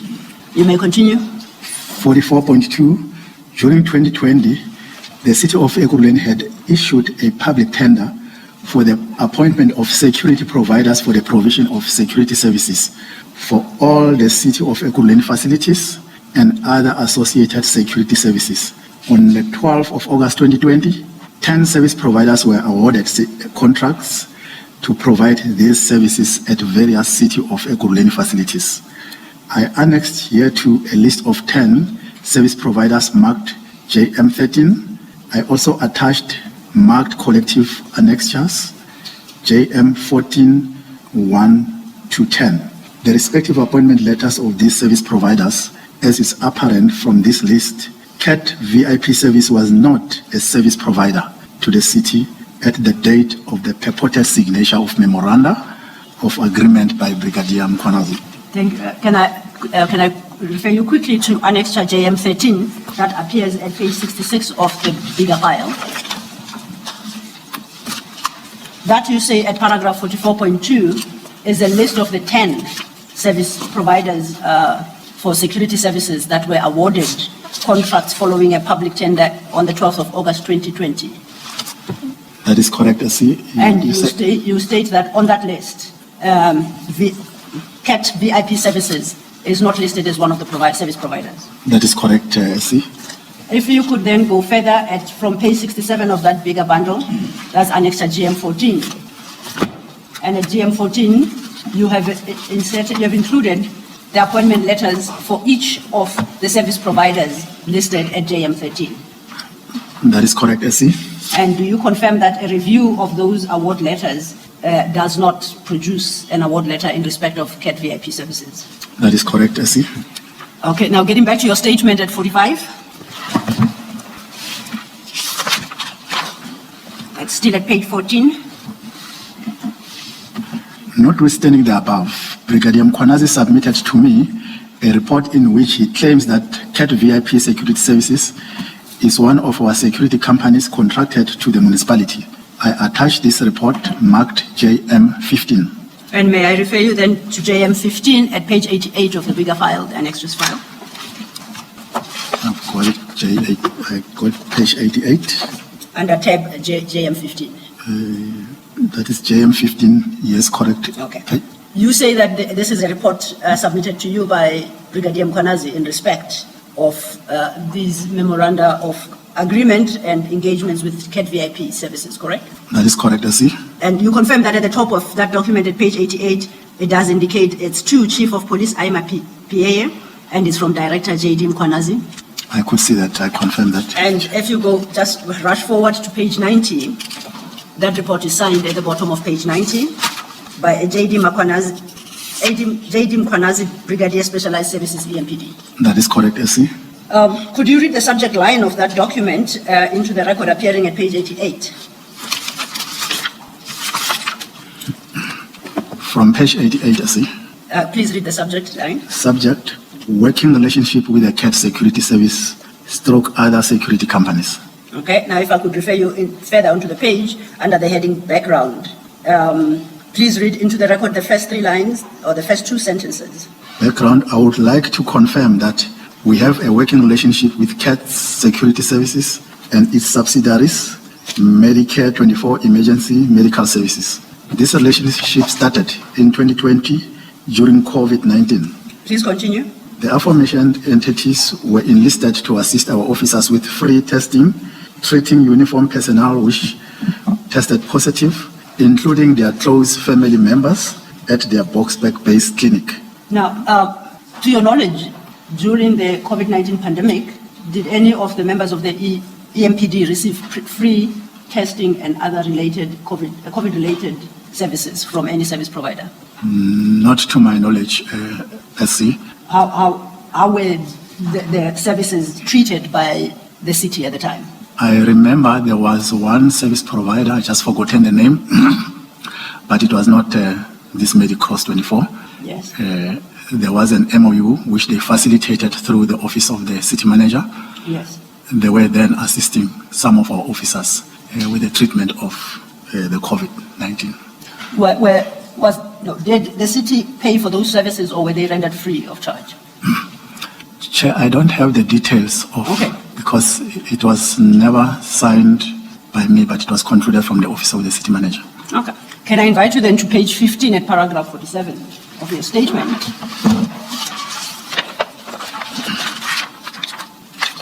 Page 15, paragraph 47. Yes, please.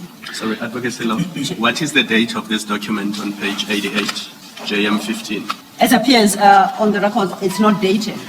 However, if I take the commissioner back to paragraph 44, we know that from the witness that this was submitted by Brigadier Mkhwanazi in respect of the MOUs that are discussed above and the service providers that the witness said were appointed in 2020 to provide services. He states, notwithstanding all that he has said, this is what Brigadier Mkhwanazi submitted in response. Maybe I should ask, Chief, I'm assuming that this document came about as a result of the 2023 investigation, because until 2023 there was no issue with CAT protection services and the blue lights. That is correct, Commissioner. So although it's not dated, it was a response to your inquiries or the acting chief at the time, his inquiries about the relationship between EMPD and CAT protection services. That is correct, Commissioner. That's perfect. Thank you, Commissioner. I then invited you to page 15 of your statement, Chief Mapiyeye, paragraph 47. If you could read that. Page 15, paragraph 47. Yes. In this report, Brigadier Mkhwanazi confirmed that the memorandum of understanding was not approved by me. In this regard, then, may I refer you back to JM 15, the document that we're looking at, the report filed by Brigadier Mkhwanazi, and in particular at page 89. And almost at the top of that page, there is a heading submissions. Could you please read that paragraph quickly into the record? Page 89 on submissions. Yes. After this presentation, we took a decision to formalize the relationship through a proposed memorandum of understanding, drafted and sent to the Chief's office for approval. The said memorandum was also sent to me for signature. I forwarded same to the Chief's office through his PA. The said memorandum hasn't been signed or approved. What is published in the media is an operational plan as per operational duties of an event or operation signed and co-signed by all the colleagues whose signature appears at the bottom. Thank you. That paragraph you just read states, this is in the words of Brigadier Mkhwanazi, I forwarded same to the Chief's office through his PA. The Chief's office, is that your office or what office is that? That is my office, SC. Staying still then at page 89, midway the page, there is another heading, projects undertaken with CAT. The first, it says, cartel's examination at the college. Do you know what cartel's examination is? I think he wanted to say cadets examination at the college. Cadets. Those are our new students. Yeah. Okay, thank you. There are 3 projects listed under that heading. Please have regard to the third one, headed crime combating operations. Do you see that at the bottom of the page? That is correct, SC. Could you please read into the record the first 2 sentences of that paragraph? The second sentence is pretty long, but if you could quickly read that. Of the last paragraph you said, SC. Of item 3, crime combating operations, the third project at page 89 at the bottom of the page. Okay. We are also involved in crime combating operations with CAT security services, together with other security services that are committed in crime fighting around city. CAT security is assisting EMPD by providing additional technology of monitoring the action and movement of criminals, tracking suspects, and other resources we use when engaging, chasing, and arresting these highly trained and skilled repeat offenders that are not afraid to fight back with police when cornered. Now, having regard to what you've just read and the activities listed therein, I would like to invite your opinion on the legality of the activities that this document suggests CAT VIP is undertaking with EMPD. These are illegal activities, SC, in the sense that they do not have powers in effecting certain activities which are mentioned on top there, including... Go ahead, my apologies. Please continue. I apologize. They do not have legislative powers to do some of the activities which are mentioned above. Such as? Such as the movement of criminals, tracking suspects, yes, and other resources we use when engaging, chasing, and arresting of these highly trained skills and repeat offenders that are not afraid to fight back with police when cornered. And those are the activities that you suggest that would be illegal if pursued? That is correct. Now, Now to conclude on this document, please, at page 90, have regard to the last paragraph before the signature. Sorry, before Yes, Chair. the Chief goes on, can you please relate your answer to what you say in paragraphs 13 and 14 of your statement at page 5? In those paragraphs, you set out the powers of the EMPD. On page 13 and 14. 5 of your statement, the small file, page 5, paragraphs 13 and 14. There you set out the powers of the EMPD. Now I want you to relate what you've just said at page 90 about the powers that the EMPD does not have. You see, what you say in paragraph, let me just go back. Yeah, under paragraph 3, starting at page 89 of the big file, certain activities are stated there. Certain activities in respect of which, according to Brigadier Mkhwanazi, the EMPD is assisted by Matlala, the IPID protection services. Now you say those activities that Brigadier Mkhwanazi says are performed by the EMPD with the assistance of CAT security services do not fall within the powers of the EMPD. So I'm saying, for purposes of clarity, can you please relate your answer to what you say in paragraphs 13 and 14 of the smaller file as to what the powers of the EMPD are? Do you follow me? I'm following. Yes. Can you please do that? Some of these cases on the main bundle, page 90, they are talking about tracking suspects, movement of criminals, other resources we use when engaging and chasing, arresting of these highly trained, skilled, and repeated offenders that are not afraid to fight back with police when cornered. These are security members Brigadier Mkhwanazi is talking with. These security members, they've got no powers, including our Metropolitan officers, where there are cases. In most of these cases, if there is a wanted criminal, already there is a case number. So that is when they start now to resume the investigative leg of law enforcement. So our members, they don't have that power to do that. Coupled with these security companies, especially coupled with this security company, which he's talking about here, we had no engagement with it at all. It was also not part of the companies which I have mentioned earlier, which were appointed by the city, the 10 companies. They were not even part of. I wanted your focus to be on the EMPD and not so much on CAT security services, because according to what you say at the foot of page 89, CAT security services was assisting whom?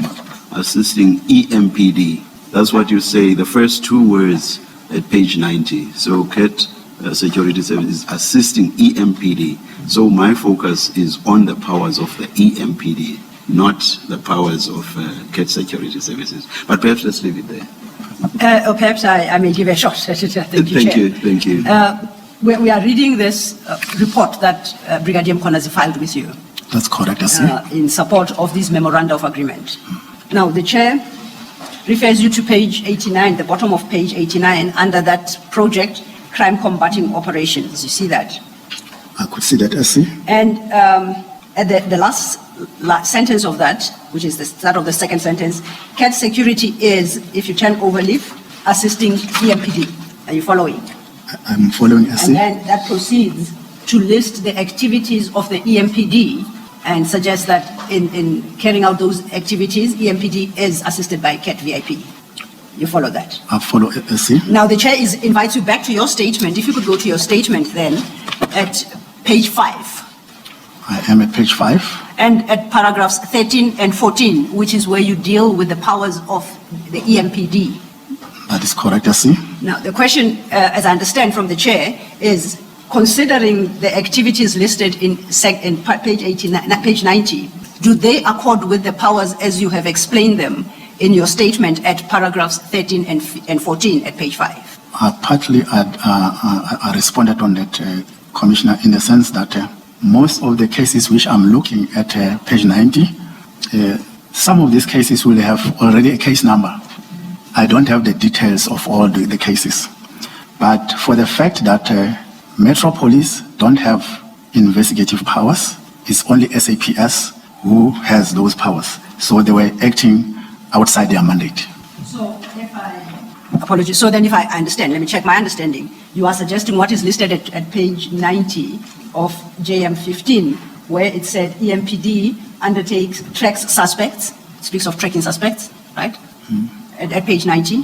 And then it says that it engages in chasing and arresting highly trained, skilled, and repeat offenders. Is EMPD empowered to do that? Just generally, those two activities that I've highlighted that are listed at page 90.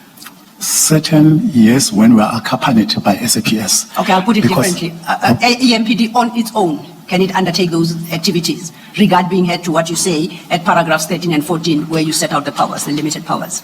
They've got no authority in this sense.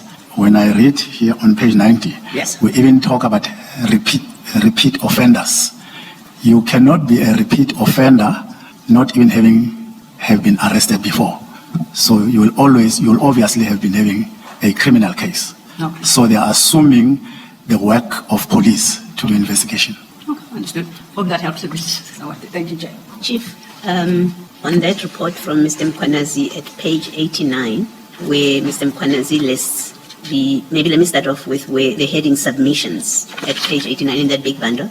Right at the end, the last sentence, it starts line 3 from the bottom. He says the said memorandum hasn't been signed or approved. Maybe in fact, let me read the whole paragraph so it makes sense. It reads, after this presentation, we took a decision to formalize the relationship through a proposed memorandum of understanding, drafted and sent to the Chief's office for approval. The said memorandum was also sent to me for signature. I forwarded same to the Chief's office through his PA. The said memorandum hasn't been signed or approved. What is published in the media is an operational plan as per operational duties of an event or operation signed and co-signed by all colleagues whose signatures appear at the bottom. That signatures appear at the bottom. I thought it was bottom of this report, but this report has got only one signature. Is there a missing page? Is he referring to signatures that were part of his report to you? Thanks, Commissioner. When he talks about the operational plan, where he speaks about certain signatures which are appearing on that operational plan, I think it's in one of our attachments. I see. That operational plan. And so the signatures would be there on the operational plan, not on his report to you? That is correct. Okay.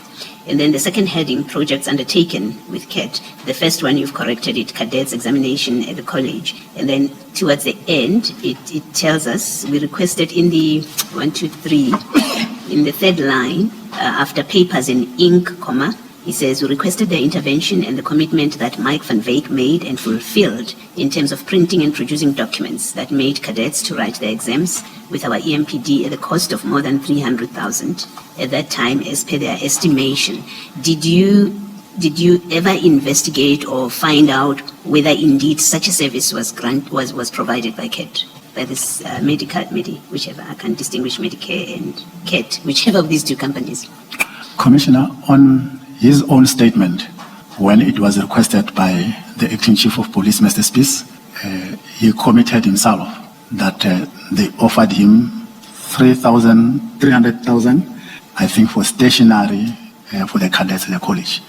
I have never seen those, Okay. but he committed that on his own statement. And lastly, item 2, 2022/3, State of the City Address. He says, we also work very closely with CAT Security on Office, State of the City Address by the current administration. Now, you have told us and you have provided us with a list of service providers who were appointed in 2020, and that you find at page 66, JM 13. And as you testified, it doesn't include any of the two companies, CAT Security at least, that he refers to there. Have you been able to verify whether they were indeed on duty supporting the metro at that State of the City Address? It's really a factual question, whether they're there or not. Have you been able to establish that?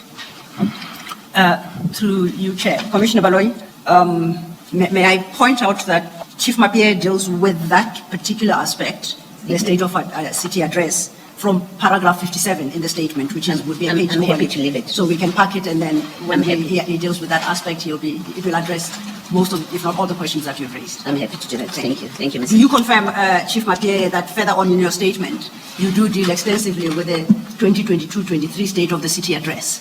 That is correct, SC. I have requested the Commissioner that perhaps we stand down those questions until you get to that part of your statement, and then we will check that we have answered the questions. Thank you. Now, just then to close out on this document, this memorandum, it's a report filed by Brigadier Mkhwanazi. I'm at page 90 of the big file, JM15. The signature page, are you there? I've got it, SC. And I invite you to please read into the record the last paragraph. I hope and believe the Chief will understand and initiate an initiative we are taking as his subordinates in advice and advancing private partnership towards fighting crime and protecting the cities, whilst also skilling our own, as mentioned in this report. Thank you, Chief. I see in this paragraph, Mr. Matlala suggests, Brigadier Mkhwanazi suggests that the engagement with CAT VIP services was an initiative undertaken by your subordinates. Do you have that understanding as well from that paragraph? That is what I'm reading here. And he calls upon you to appreciate the initiative of your subordinates. I noted that, SC. Do you appreciate this initiative? I don't appreciate that, SC, because we as Metropolitan, we have got a standardized training which the standards are prescribed by the National Police Commissioner. Yes. How police need to be trained in all aspects of their law enforcement fraternity, including the Metropolitan. So we are duty bound to align ourselves with the directive of the National Police Commissioner in the country. Thank you. Before you leave this document, just one comment or question from me, Chief. It bothers me that EMPD, together with a security company you know nothing of, was undertaking serious projects without that company being appointed properly, and two, without the knowledge of the Chief of Police. And some of the activities are of a policing nature. Does it not bother you? It bothered me when I learned of this incident, Commissioner, that this State of the City address was happening, I think, either on a Wednesday, then the following day, Council still need to sit to debate the State of the City's address. So it usually takes 2 days. What Brigadier Mkhwanazi spoke about, it's the deployment on the first day. It came to my attention a bit late at night through someone who informed me, because when I saw some of these members at the chamber, council chamber, wearing suits, some having firearms, I was under the impression that they came with other delegates or mayor of Joburg or Tshwane to the city of Ekurhuleni. Only later on I realized, when I've asked the deputy chief in charge, who verbally told me that these were SAPS members. But Chief, I apologize for interrupting you. May I perhaps request you to park that as the aspect you're addressing now? Because if you go to paragraph 57 at page 17 of your statement, please go there. You deal with what you are addressing now in a chronological fashion. And I would suggest that perhaps you wait until we get there. What I'd understood Commissioner Khumalo to be asking you is whether the activities that are listed at page 90 that we looked at in Brigadier Mkhwanazi's report, such as tracking suspects, chasing and arresting repeat offenders. I think I understood his question to be the fact that they happened without the knowledge of the Chief of Police, when by their nature, very nature, appear to be policing functions, whether that does not concern you. I agree, Commissioner, it is really worrisome. To me, also, the safety of our community. Thank you, Chief. Can I then invite you to your page 15 and paragraph 48 thereof? And in regard to these very activities that Commissioner Khumalo asked you about, the small file, your statement, page 15, 15. Okay. Yes, I'm on I'm at page paragraph 15. 48. If you go to the end of that paragraph 48, if you could count 4 lines up. I've got that, Essie. Okay. If you could just read that, the remainder of that paragraph, starting with I submit that. I submit that the activities as described by Brigadier Mkhwanazi are highly irregular and in some instances patently unlawful. As I indicated above, the functions and powers of members of EMPD are highly limited and could never include the activities described in this report. Thank you. Is that why then you say it concerns you that Brigadier Mkhwanazi says the EMPD is undertaking these kind of activities in response to Commissioner Kumano's question? That is correct, Essie.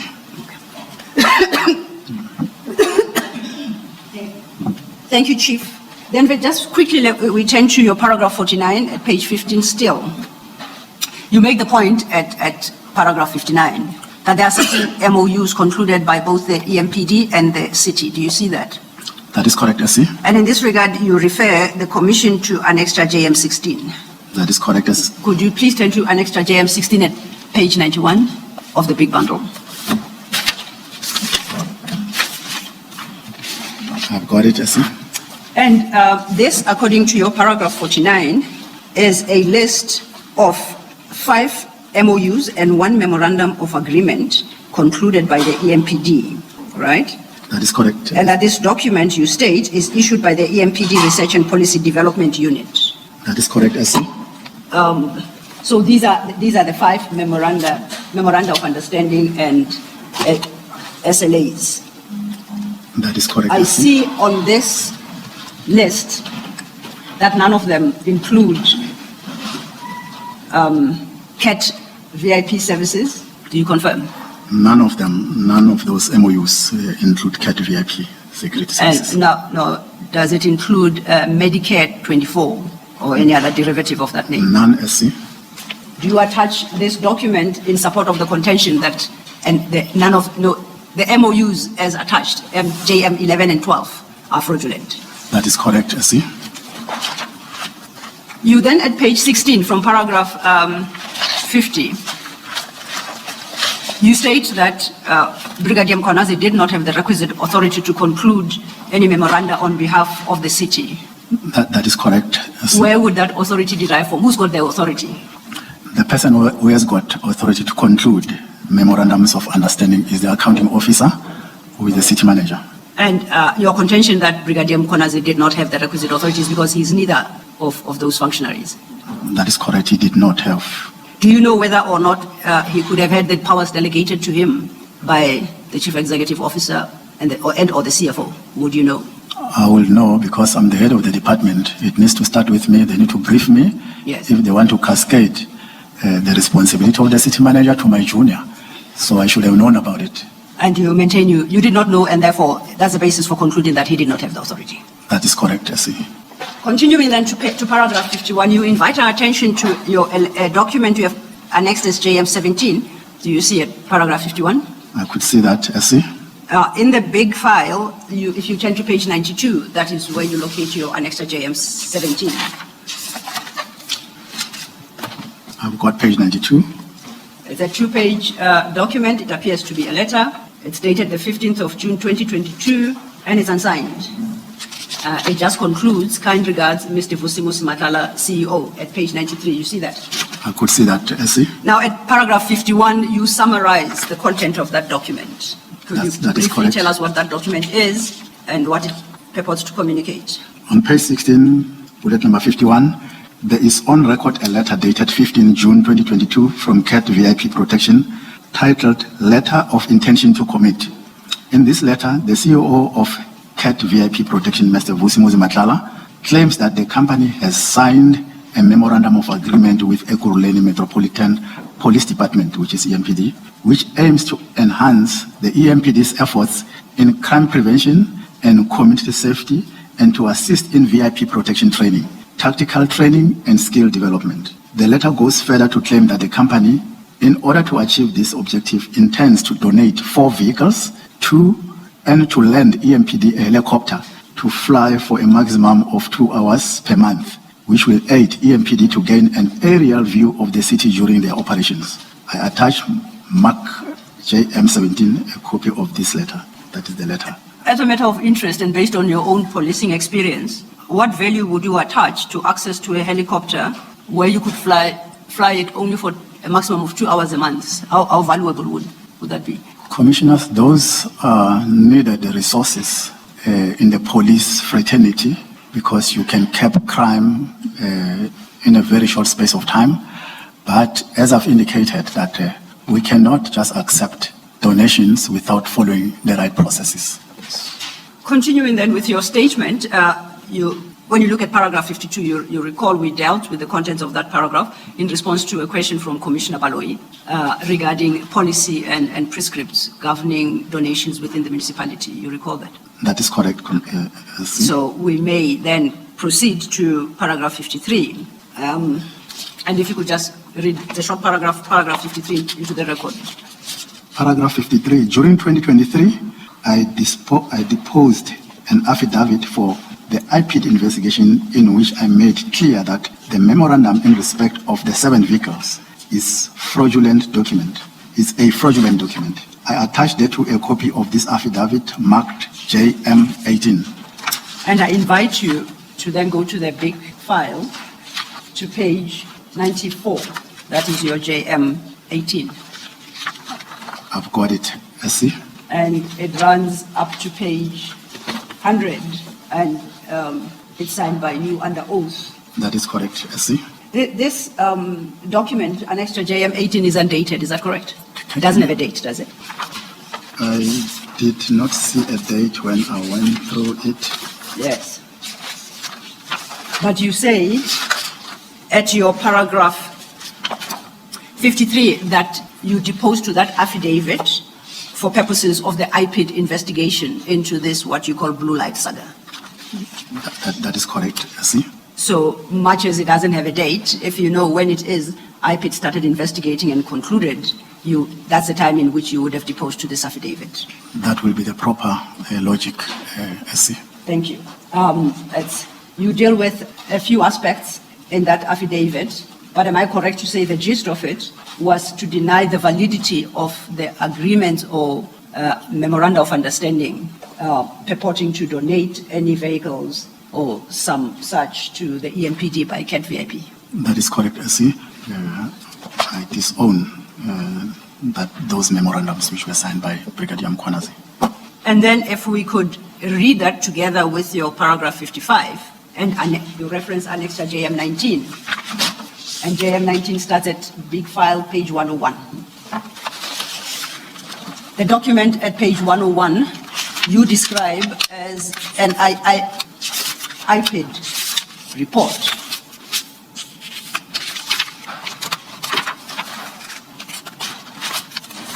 Are you there? 191. On the big bundle, is it 191 or 101? 101. The day is, I do apologize, 101. That's your annexure JM19.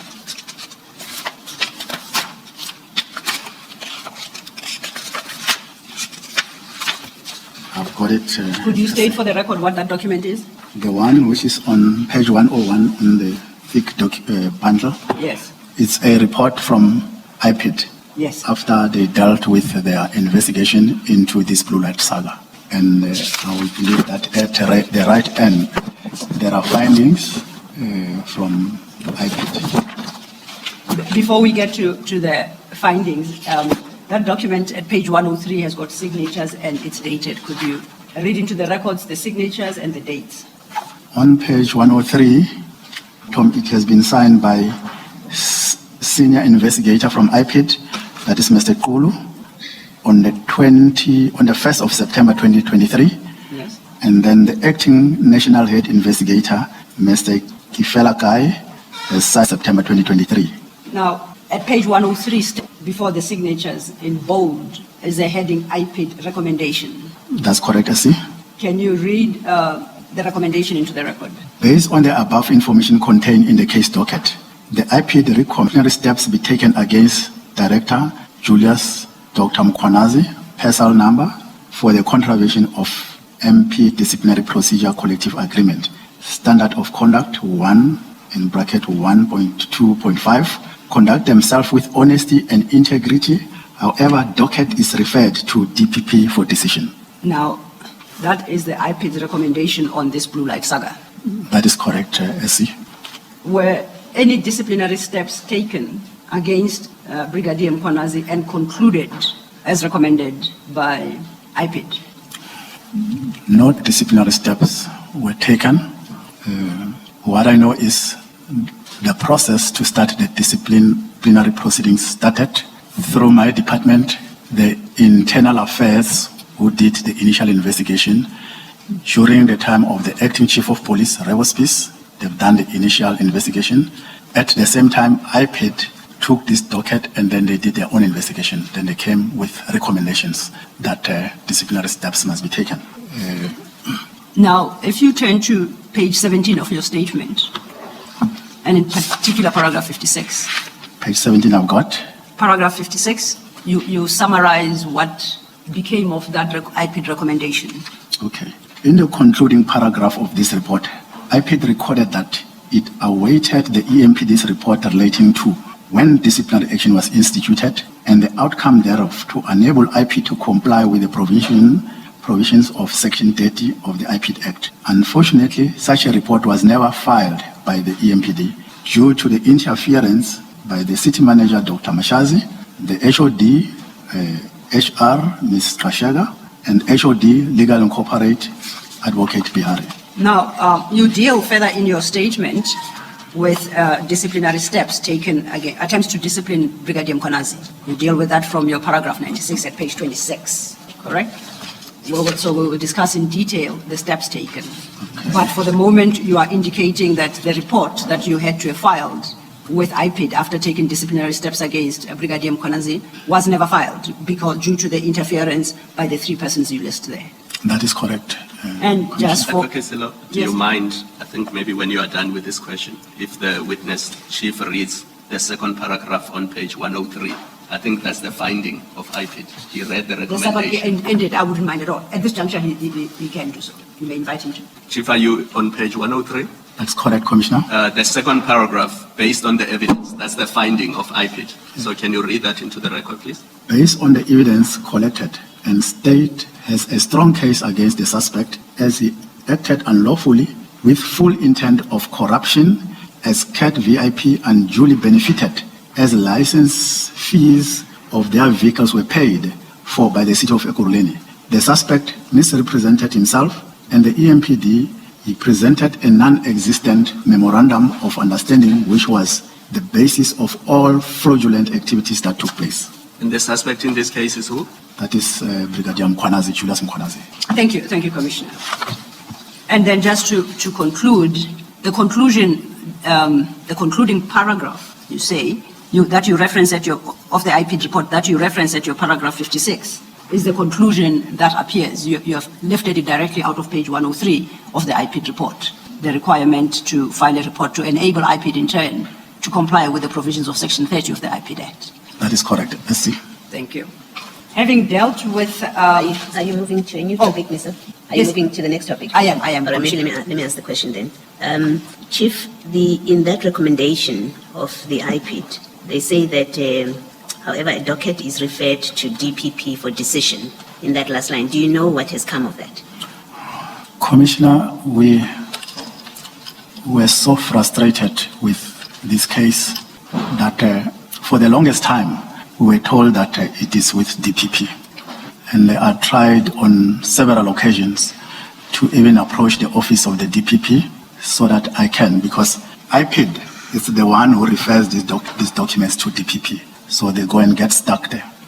I tried on numerous occasions to try to access that office of the DPP, but I could not really get joy because the DPP himself continuously telling me that he is busy with this other case, this other famous case. So I never managed to get any feedback from DPP. So as matters stand, you don't know that whether DPP has declined to prosecute or they intend to enroll the matter for prosecution. You don't know. I do not know. Okay. And then in paragraph 42 of your statement at page 13, where you get this report from Commissioner Spies, And then you say in the last sentence, he advised that on the 3rd of March 2023, he opened a criminal case for fraud and corruption. What has come of that case? What police station? Did you get a case number? And do you know what has happened with that matter? This is the same case which was it was opened in Boksburg SAPS by Acting Chief Spies. That is the same case which was referred to IPID. I could find the case number in this docket, but it is the same case which was referred to IPID, and IPID referred it to the DPP. So where IPID in their report says they've referred the docket to the DPP, the docket is this case? That is correct, Commissioner. Thank you. If I could just check, with you, Chief, you indicated in your statement that at paragraph 42, the paragraph I think the Commissioner referred you to, that Commissioner Spies, who at the time handled this blue light complaint, in reporting back to you, informed you that he had personally opened a criminal case against Brigadier Mkhwanazi for fraud and corruption arising from these very facts at the Boksburg police station. You recall that? That is correct, I see. I think the question that Commissioner Baloyi is asking you is, do you know what has become of that particular case that was opened directly by, is it Commissioner Spies at the Boksburg police station? You either know or you don't know. That same case which was opened by Commissioner Spies. Once you open a case at a police station, it is immediately, because it involves police, it is immediately taken by IPID for further investigation. Thereafter, they send also for the DPP to get a recommendation, positive or negative recommendation, either to prosecute criminally or not. So that same case was referred to IPID. IPID referred it to the DPP. Okay. We are now at case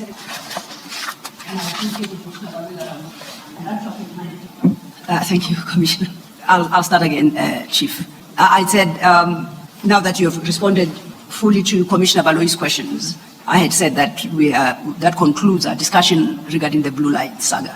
And I was moving on to a new topic. And that your new topic starts at paragraph 17, at page 17, and it's headed Brigadier Mkhwanazi's conduct within EMPD. Do you see that in the middle of the page?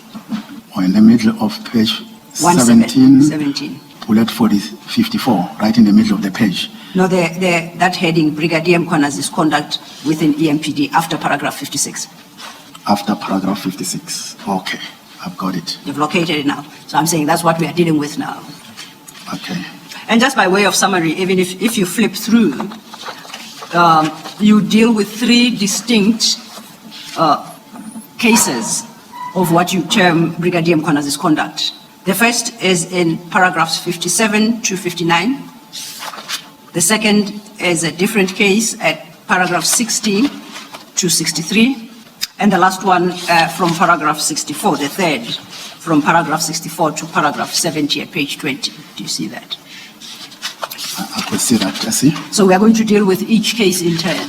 Now, starting with the first, at paragraph 56, you recall that when we were dealing with the report filed by Brigadier Mkhwanazi, there was a project called 2022/3 State of the City Address that Commissioner Baloyi wanted to have more information on. Do you recall that? I recall that. Now, I say you deal with that particular issue at your paragraphs 57 to 59. So if you could turn to that and deal with the contents of those paragraphs. Thank you, Commissioner. Page 57, since 2021, it will appear that Brigadier Mkhwanazi had a resolve to operate independent of the EMPD structure, an authority, and for all intents and purposes without any accountability. I had previously, on the 31st of March 2022, raised a query with the then Deputy Chief of Police Operation, Mr. Goodman Mzolo, regarding unauthorized deployment of private security service for the State of the City's address held on the 30th of March 2022. I attached marked JM20, a copy of the memorandum of Commissioner Mzolo in this regard. Can I refer you then to that annexure JM20, which appears at page 104 of the big file? I've got page 104. At 104, that JM20, this is a a document or a letter from you, it says from Isaac Mapiyeye, addressed to Jim Zolo, Deputy Chief of Police Operations. Do you see? That is correct. And it's dated the 31st of March 2022 with the subject line, additional security provided, requested by EMPD Specialized Services at COCA, Soka, State of the City, address 30 March 2022. And I note at the bottom of the page that it is electronically signed on the 31st of March 22. Confirm? That's correct, I see. Now you address this letter to Deputy Chief of Police Operations, Mr. Mzolo, who you said is Brigadier Mkhwanazi directly reports to. Is that correct? That's correct, I see. Now, please tell us what issues you raised with the Deputy Chief of Police regarding the deployments on during the State of the City address on the 30th of March 2022. On this letter, Commissioners, I put a background there that during the State of the City's address held on Wednesday, the 30th of March 2022, additional security members were deployed by specialized services, that is not EMPD officers. Kindly provide my office with a report explaining the following regarding the additional security provided. Number one, who gave the instruction for the additional securities? Number two, what is the name of the company that provided the security services? Number three, provide a list of all the security officers from this private institution that was deployed at that council event. Number four, provide the registration plate of the private security vehicles that were utilized at this event. Last one, please provide details if the additional security support was included in the SAS-RIA committee event application operational plan for approval. So that is what I've sent to the Deputy Chief of Police, Goodman. And with a concluding remark that the due date for the report was Monday, the 4th of April, 2022 at the close of business. That is correct, I see. Now, without necessarily going back to your statement at paragraph 58, page 18, you point out that Commissioner Mzolo did respond to your letter. And in this regard, you attach another at SJM 21 from page 105 as Commissioner Mzolo's response to the letter you just read into the record. On page 105. 105. 105. That's an email. That's an email. Before we consider its contents, I see it is directed mainly to Deputy Director Duplessis, although you are copied in this email.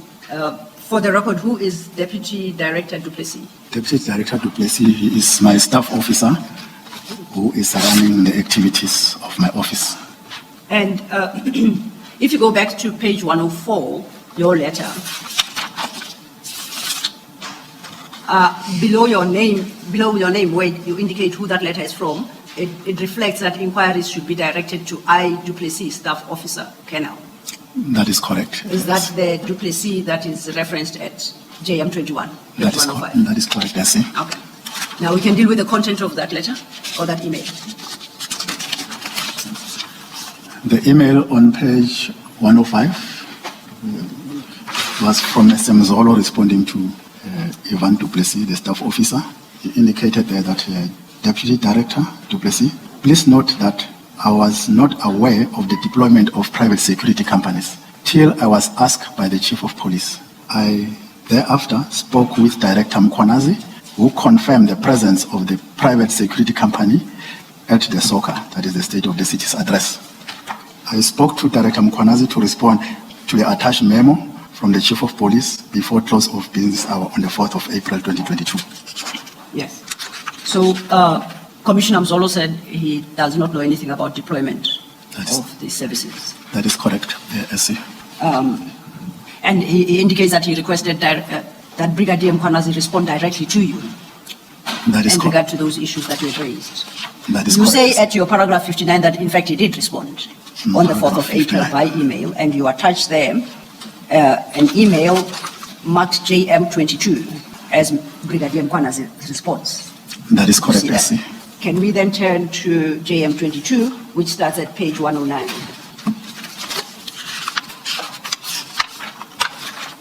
It starts at page 109, JM22. 109. Yes.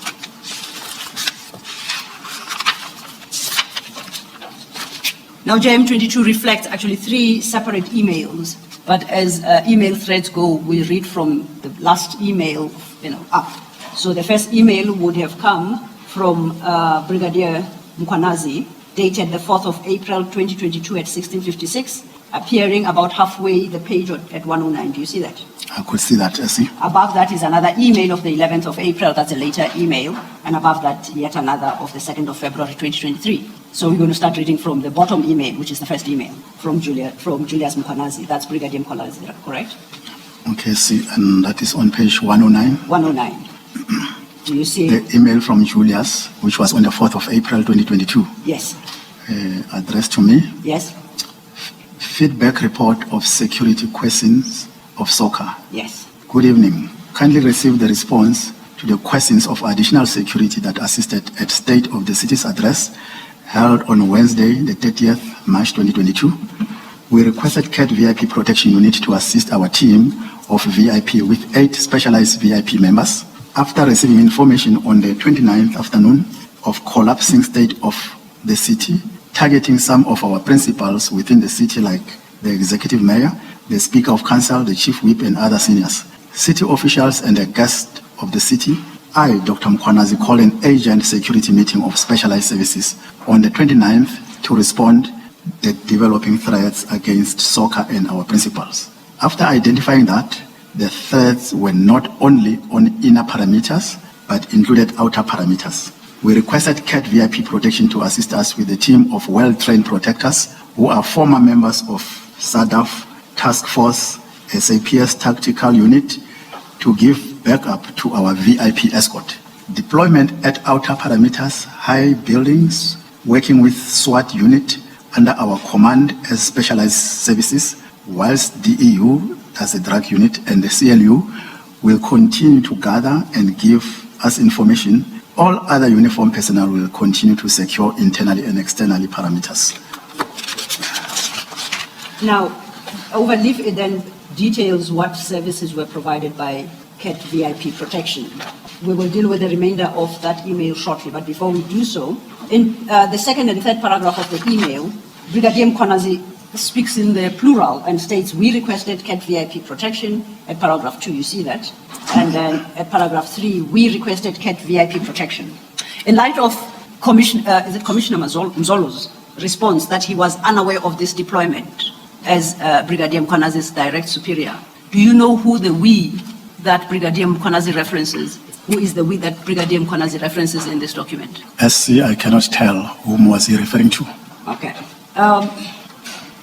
You had in your original document, your original letter at JM20, at item 5, you don't have to go there, I'll read it for you. At point 5 of your JM20, you had written to Commissioner Mzolo, please provide details if the additional security support was included in the SASRIA committee event application operational approval. Do you see that? Do you remember that?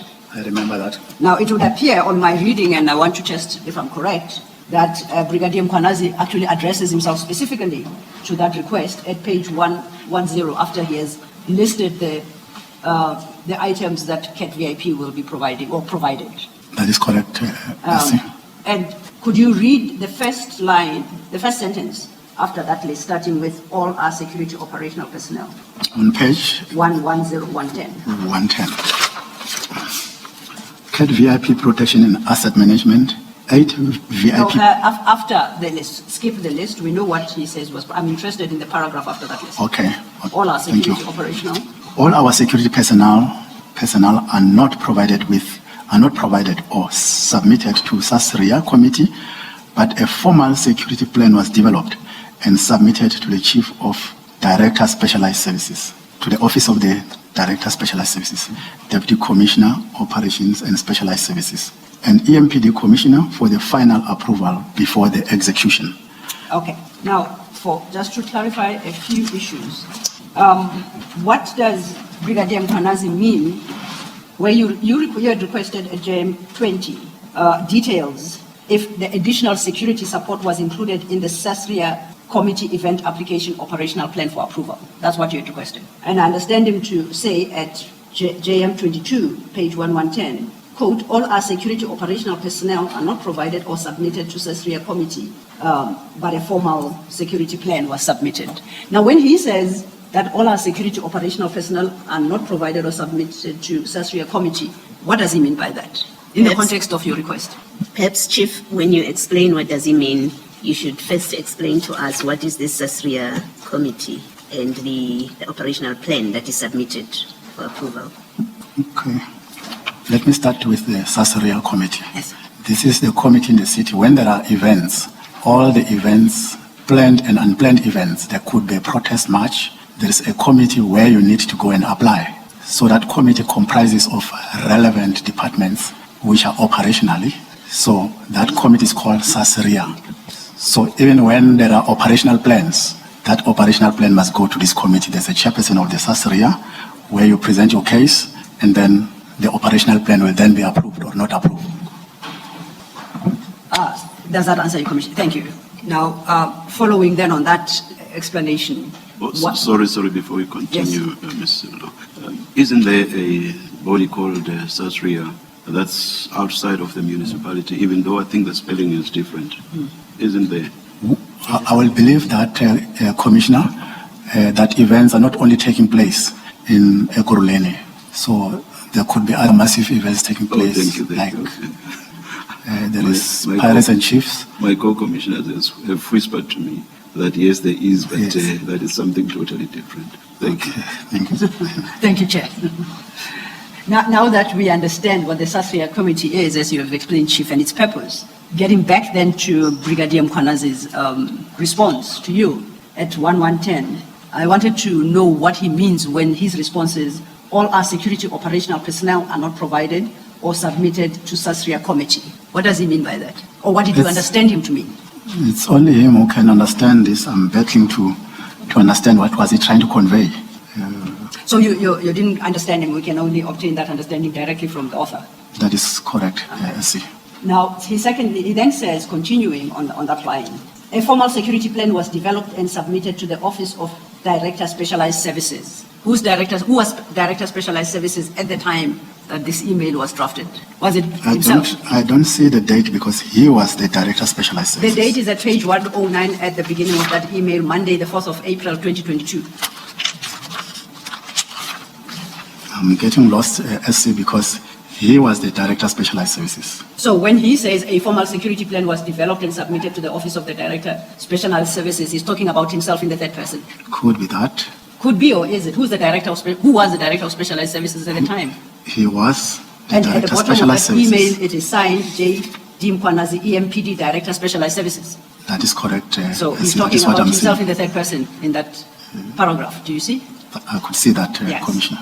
Who was the Deputy Commissioner Operations and Specialized Services? That was Mr. Goodman Mzolo. And the EMPD Commissioner. I am the EMPD Commissioner. Okay, so in that, taken together, Mr. Brigadier Mkhwanazi suggests that a formal security plan was developed and submitted to himself, to Commissioner Mzolo, and to you for the final approval before execution, which is confidential. Was such a plan submitted to you? Are you aware? Were you aware of such a plan?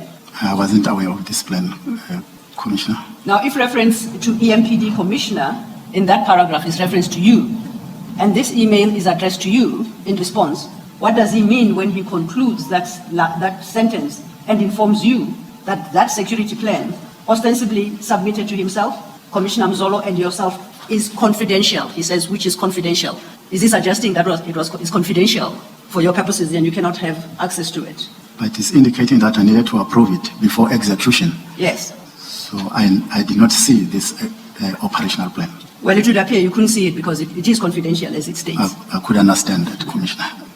He proceeds then to say, Sorry, Ms. Silva. Yes. Sorry to interrupt. The way that I read this, and maybe let me test this with the chief here.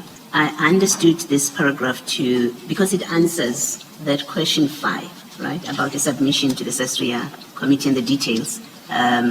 I thought what he's saying is that there was no submission to the Sasria committee because that plan is confidential and it is only for the security cluster of the EMPD. yes, but he said, I agree with that part, except prior to that he says, it was not submitted to the Sasria committee, Yeah. but a formal security plan was developed and submitted to the offices of the Director of Specialized Services, which is himself, Deputy Commissioner Operations, which is Commissioner Mzolo, and EMPD Commissioner, which is Chief Mapiyeye, for the final approval before the execution.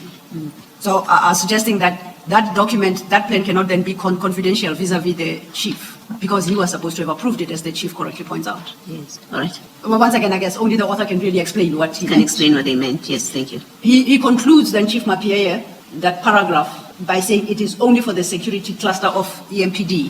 Who or what is the security cluster of EMPD? It is only for the security cluster or EMPD. Or EMPD, yes, I apologize, yes. Or Which it EMPD, was which is done. what is the security cluster? I'm really battling to understand what was he trying to refer to. Okay. And when he says or EMPD, who would be EMPD in this sense? I am EMPD. I'm the head of EMPD. So reference to EMPD has got to be reference to you. That is correct. That you said, yes. And he says of which it was done. So he suggests if you are MPD, that it was provided to the security cluster and to you. Do you agree with that? I did not see this operational plan, and it did not come to me for my final approval. And then he concludes by saying telephone communication was done after the briefing or after receiving developing threats. Seniors were informed. First question, was any telephone communication had with you, whether by Brigadier Mkhwanazi or anyone on his behalf? No telephone communication, either by the deputy or by the brigadier himself. The day of that soccer, even late at night, there was no such. Okay. Now, if we just quickly go back to page 109, which is the start of JM 20. Maybe before you go, Yes, go back, Chief let me ask based on this discussion now. Chief Mapiyeye, maybe explain to us how it works. You have a state of the city address. There must be preparation for security, to secure the event. There must be planning for it. And my assumption would have been that you would have become aware of the plan. In the normal course, you would have become aware of the plan. And if you are not aware, if your plan is not brought to you, you would not sit back. You are the chief of police. So you would, either you're driving the plan or you finally must see the plan before the event occurs. And here you are telling us you never saw this plan. How does it work normally? And did you, that's one. Tell us how it works when you're planning for an event such as this from a policing point of view. Who's involved, who gets to approve a plan? Did you see any plan at all? Was there a plan for this event? Did you see it? And if there was no plan, how did that come about? You have an event that you don't see a plan of, and you are happy to knock off at the end of your working day and go home knowing there's a big event and you haven't seen a plan. I've asked you 3 different questions. Maybe start off by explaining how it works ordinarily. Thanks, Commissioner. When there is an event like the state of the city's address, the operational side of the department, which is headed by Mr. Mzolo as the Deputy Chief of Police, these are general practice because we know it has been continuously happening. We know when there is a state of the city, what do we then need? The deployment of officers. We will know what number we're going to need. The operational side, which is headed by Mr. Mzolo, will prepare such. From there, it is then presented at this SAS RIA. At SAS RIA, there are also members of SAPS and other relevant departments, like your sport division and others which are relevant. Thereafter, they will make their recommendation, then they will finally complete the operational plan. Then it will finally come to me for approval, because once the other members have commented, whether positively or negatively so, but where they do their job diligently so, I will finally, most of the time, I won't turn an event like the state of the city's address down. So unless there are threats we have received from intelligence or SAPS that we need to do to make additional members available, and SAPS will always assist us. So that's how the plan works. This one of including other vehicles of outsiders, especially a company which was not even in the employ of the city of Ekurhuleni, because earlier we spoke about the 10 other companies of security. We do then include those in our operational plan when there is a need, because they are responsible for the entry and the exits. But finally, in short, the plans come to me and then I finally approved it. Then the event can then proceed. So could there ever be a state of the city event such as this where there is no plan, operational plan like this, which goes through SASRIA and then gets approved by you? Could there ever be that kind of situation? Not at all. Okay. So there would have been a plan in this case. There was that went to SASRIA and that you approved. That is correct, yes. Okay. And that plan, would it contain the personnel that would be deployed ordinarily? That is correct. It would contain all the officers we have deployed. If we have utilized any other security company, especially internally, we'll also include such on that plan. Okay. And ordinarily, does that plan also, at least the discussion at the Sasria committee, and maybe even the plan, does it deal with threats that have been received? Would those be addressed in that kind of committee? That is correct, Commissioner. And addressed in the plan? That is correct, Commissioner. It can be addressed at Sasria. So where Brigadier Mkhwanazi says, we received threats and we decided to deal with them by bringing CAT VIP, if things are done properly, you would expect all of that to have been in the plan? The threats recorded in the plan? That is correct, Commissioner. All right, thank you. Thank you, Mr. Thank you, Commissioner.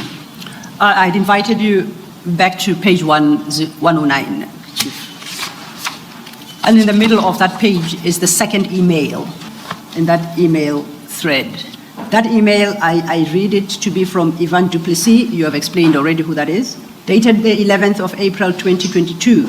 It's addressed to Julius Mkhwanazi. I take it it's Brigadier Mkhwanazi, and you are copied in that email. Do you see that? I could see that, Commissioner. Now, I'll just quickly read. It says, "Good day, Brigadier Mkhwanazi. The Municipal Police Chief Commissioner Mapiyeye requested me to convey the following message. Bullet point, please take the below response and correspond on a EMPD memorandum and sign. Kind regards." Do you see that? I could see that. Do I understand correctly that what is communicated there is a request to Brigadier Mkhwanazi to put in a formal memorandum signed by him the response he has provided in the previous email? That is correct, SC. And that was done at your instruction? That was done at my instruction, Commissioner. Did you receive such a memorandum on or about the 11th of April 2022? I did not. The last email appears at the top of 109, and once again it's from Ivan Duplessis. It is addressed to Kilebohile Tepa and copied to Rivers Peace and Henny Erasmus. Am I correct to say that all the three are officials of EMPD? That is correct, SC. Now, this one is dated the 2nd of February 2023, and the author of the previous email under your instruction informs this was never done. That is correct, SC. So by February 2023, the report that the official memorandum you had requested from Brigadier Mkhwanazi was never submitted. That is correct, SC. Did you pursue this matter with Brigadier Mkhwanazi's senior, the superior, the person he reported to, or what became of this whole matter? I've assigned the Deputy Chief, Mr. Mzolo, to deal and reprimand the Brigadier, but I didn't get feedback. How did he reprimand the Brigadier? Yes, and I think you indicated if this is the conversation by February 2023, by end of November 23, Commissioner Mzolo was retiring. Commissioner Mzolo was retiring in November 2023. Yes. That's correct, yes. Okay. So to date, do you know whether or not the CT or the EMPD has ever acted on anyone based on what Brigadier Mkhwanazi did?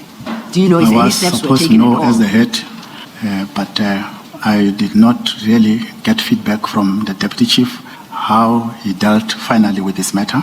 And I was a little bit reluctant to further pursue this matter, to take it to my next level, who was my boss, because of the close proximity of this colleague Julius and my then boss, Dr Imogen Mashazi. So that's why I left it with Mr. Mzolo to further take corrective measures with Julius. Okay. Yes, Commissioner. Chief Mapiyeye, you maybe firstly, when you say close proximity of Brigadier Mkhwanazi to the city manager, can you just explain that a little bit? What do you mean, close proximity? I want to highlight that in a lot of instances where I will have to approach or reprimand Julius, I will be told that I must stop to be personal.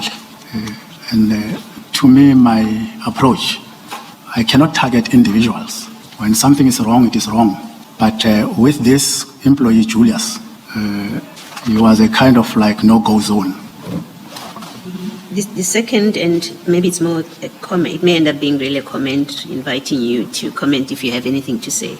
This whole incident that you speak of here, that you describe relating to the state of the city, it seems, at least to me, an outsider, to be a very serious incident that demanded more than just a reprimand, but quite serious action. And the reason I say that is that the one breach that one picks up from your evidence is that CAT VIP were not part of the service providers of the city. You've given us a list of the people that were appointed in 2020, I think. That is correct, Commissioner. And this state of the city is in 2022-23.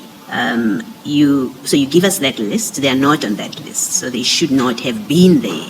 There's a breach of procurement processes and policies there, right, and procedures. That's one infraction.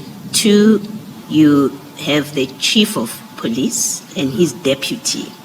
They are not aware of highly trained armed people around your, I think you said your political leaders, that's what you call them, the guests that are there. You've told us it's VIP protection, or Mr. Mkhwanazi, Brigadier Mkhwanazi has told us it's people from the SAD task force, it's the SEPS task force and intervention unit. Now, those are highly trained people, and you have them in the midst of, in fact, also members of the public who attend this event, highly armed. It seems, and here the true seniors, they know nothing about it. Brigadier Mkhwanazi is the only one, and whoever else is dealing with, they're the only ones that know about this. They haven't been, these people, and the threats, in fact, have not been to the committee, to the Sasria committee. His superiors don't know anything about those threats because he says we discussed them and reported to the seniors. So there are all these serious infractions that I would have thought demand quite serious action, disciplinary action. That doesn't happen, and what is concerning is you take the posture that his superior must reprimand him. That's less than take disciplinary action. Do you have any comment? I mean, it sounds like there's been a complete failure, including from his immediate superior and yourself in how you respond to these serious acts, to take firm action, or at least to demand that firm action is taken about it. Do you have any comment to that?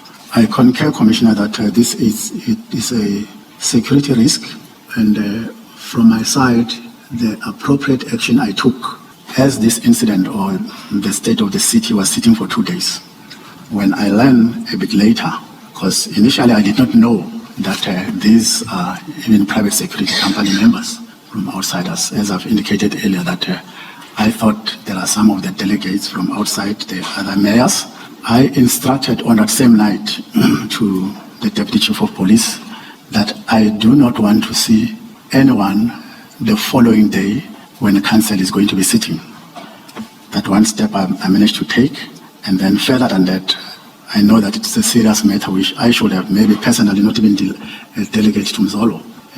But I had this challenge of the proximity of this same gentleman with my bosses, so that it was not the first incident. When I came with issues, I will be told that I must stop to be personal to Julius.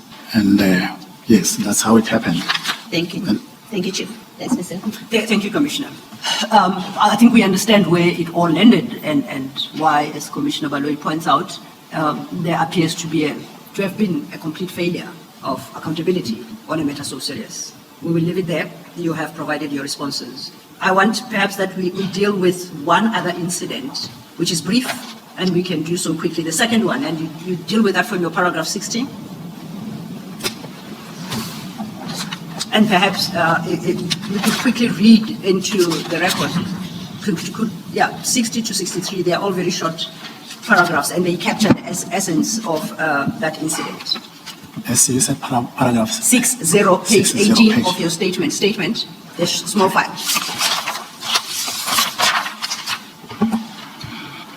On page 18, 60, during 2023, it came to EMPD's attention that Brigadier Mkhwanazi had on 23 May 2022 issued a generic letter stating to whom it may concern, letter titled Confirmation Letter of Work Collaboration between EMPD, THU, I think that is Truck Hijacking Unit, I was told, and Mr. CJ Smith. This letter purported to inform of a collaboration between the alleged EMPD Truck Hijacking Unit, a unit he had created with a civilian, one Mr. Smith. In terms of this letter, Mr. Smith was said to allegedly be providing various services to the unit, including vehicle truck tracking information for the purpose of recovery of stolen or hijacked vehicles, information gathering, suspect tracing, stock identification and verification, The letter further advised that further details regarding Mr. Smith are protected by the POPIA Act and could therefore not be disclosed. The letter concludes with a threat of prosecution in the event that it is unlawful distributed. Must I go ahead, Essie? You conclude by stating that a copy of this letter that you've just spoken about is marked JM23 and is attached to your statement. That is correct. JM23, for the record, appears at page 111 of the big file. It's not the best copy, but it's still legible. And a reading of that annexure, I think, to a large extent, accords with the summary you have provided at paragraph 60. Do you confirm that? That is correct, Essie. You conclude by making some points in regard to this letter at paragraph 63. Would you care to read that? I must point out the following in respect to this alleged collaboration. Firstly, there is no unit in EMPD called EMPD Truck Hijacking Unit. Secondly, Chief, just a second. Can we ask either you or the Chief, Ms. Sildo, to read this into the record? It's a bad copy, but because the two of you have lived closer to it than we have, one of you should please read it. Okay, I think I'll quickly and happily read it. I did indicate for the record that what Chief Mapiyeye states at paragraph 60 and its sub-paragraphs is a fair summary of the content of this letter. But I'm happy to read it quickly. Please, thank you. This letter is addressed to whom it may concern. It indicates it's from Brigadier Mkhwanazi, Operations and Specialized Services Commander, and it's dated the 23rd of May 2022. The heading of this letter is Confirmation Letter of Work Collaboration between EMPD, THU, and Mr. C.J. Smith. This memorandum serves the confirmation that C.J. Smith works in collaboration with EMPD Truck Hijacking Unit. Mr. Smith provides EMPD, THU with the following services: vehicle and truck tracing information for purposes of recovery of stolen or hijacked vehicles, information gathering, suspect tracing, stock identification and verification. I hope that the above is sufficient information in respect to Mr. Smith's work with the EMPD. Due to the POPIA Act, please take note, all personal details relating to EMPD as well as Mr. Smith are protected. Unlawful distribution of the above memorandum will be prosecuted. Regards, Brigadier J. Mkhwanazi, Commander of the Specialized Services, I think, units. Commander of Specialized Service Units, EMPD. That's the end of the letter. Thank you, Ms. Sildo. Chair, that concludes the second incident. Can I just ask, Chief, this letter appears to me at least to be a reference letter that is to be used by Mr. C.J. Smith. What is your understanding of this letter? And you confirm whether or not it's authentic, genuine. Commissioner, I will confirm that it was issued genuinely so by Brigadier Mkhwanazi because I was informed that it is not the only letter. There are 6 others who are still busy trying to trace. This one, we managed to pick it up when there was that media clip of Jeff Wick. It was also attached. So, and there are colleagues who knows this Mr. J. Smith. And another one which I will touch on a little bit later when I go to other incidences. I was told that he had also this kind of a letter. Did he have authority to issue this type of letter? Not at all. Thank you, Commissioner. And perhaps to close up on this point in your statement, you had started dealing with your paragraph 63, I think, before the chair requested that the actual annexure be read into the record. Could I invite you to read paragraph 63, which are your concluding remarks regarding this document? Thank you, S.C. I must point out the following in respect of these alleged collaborations. Firstly, there is no unit in EMPD called EMPD Truck Hijacking Unit. So there's no such a unit on the structure. Secondly, the activities on which collaborations is claimed are beyond the scope of EMPD. These are powers exercised exclusively by SAPS and will by definition be unlawful.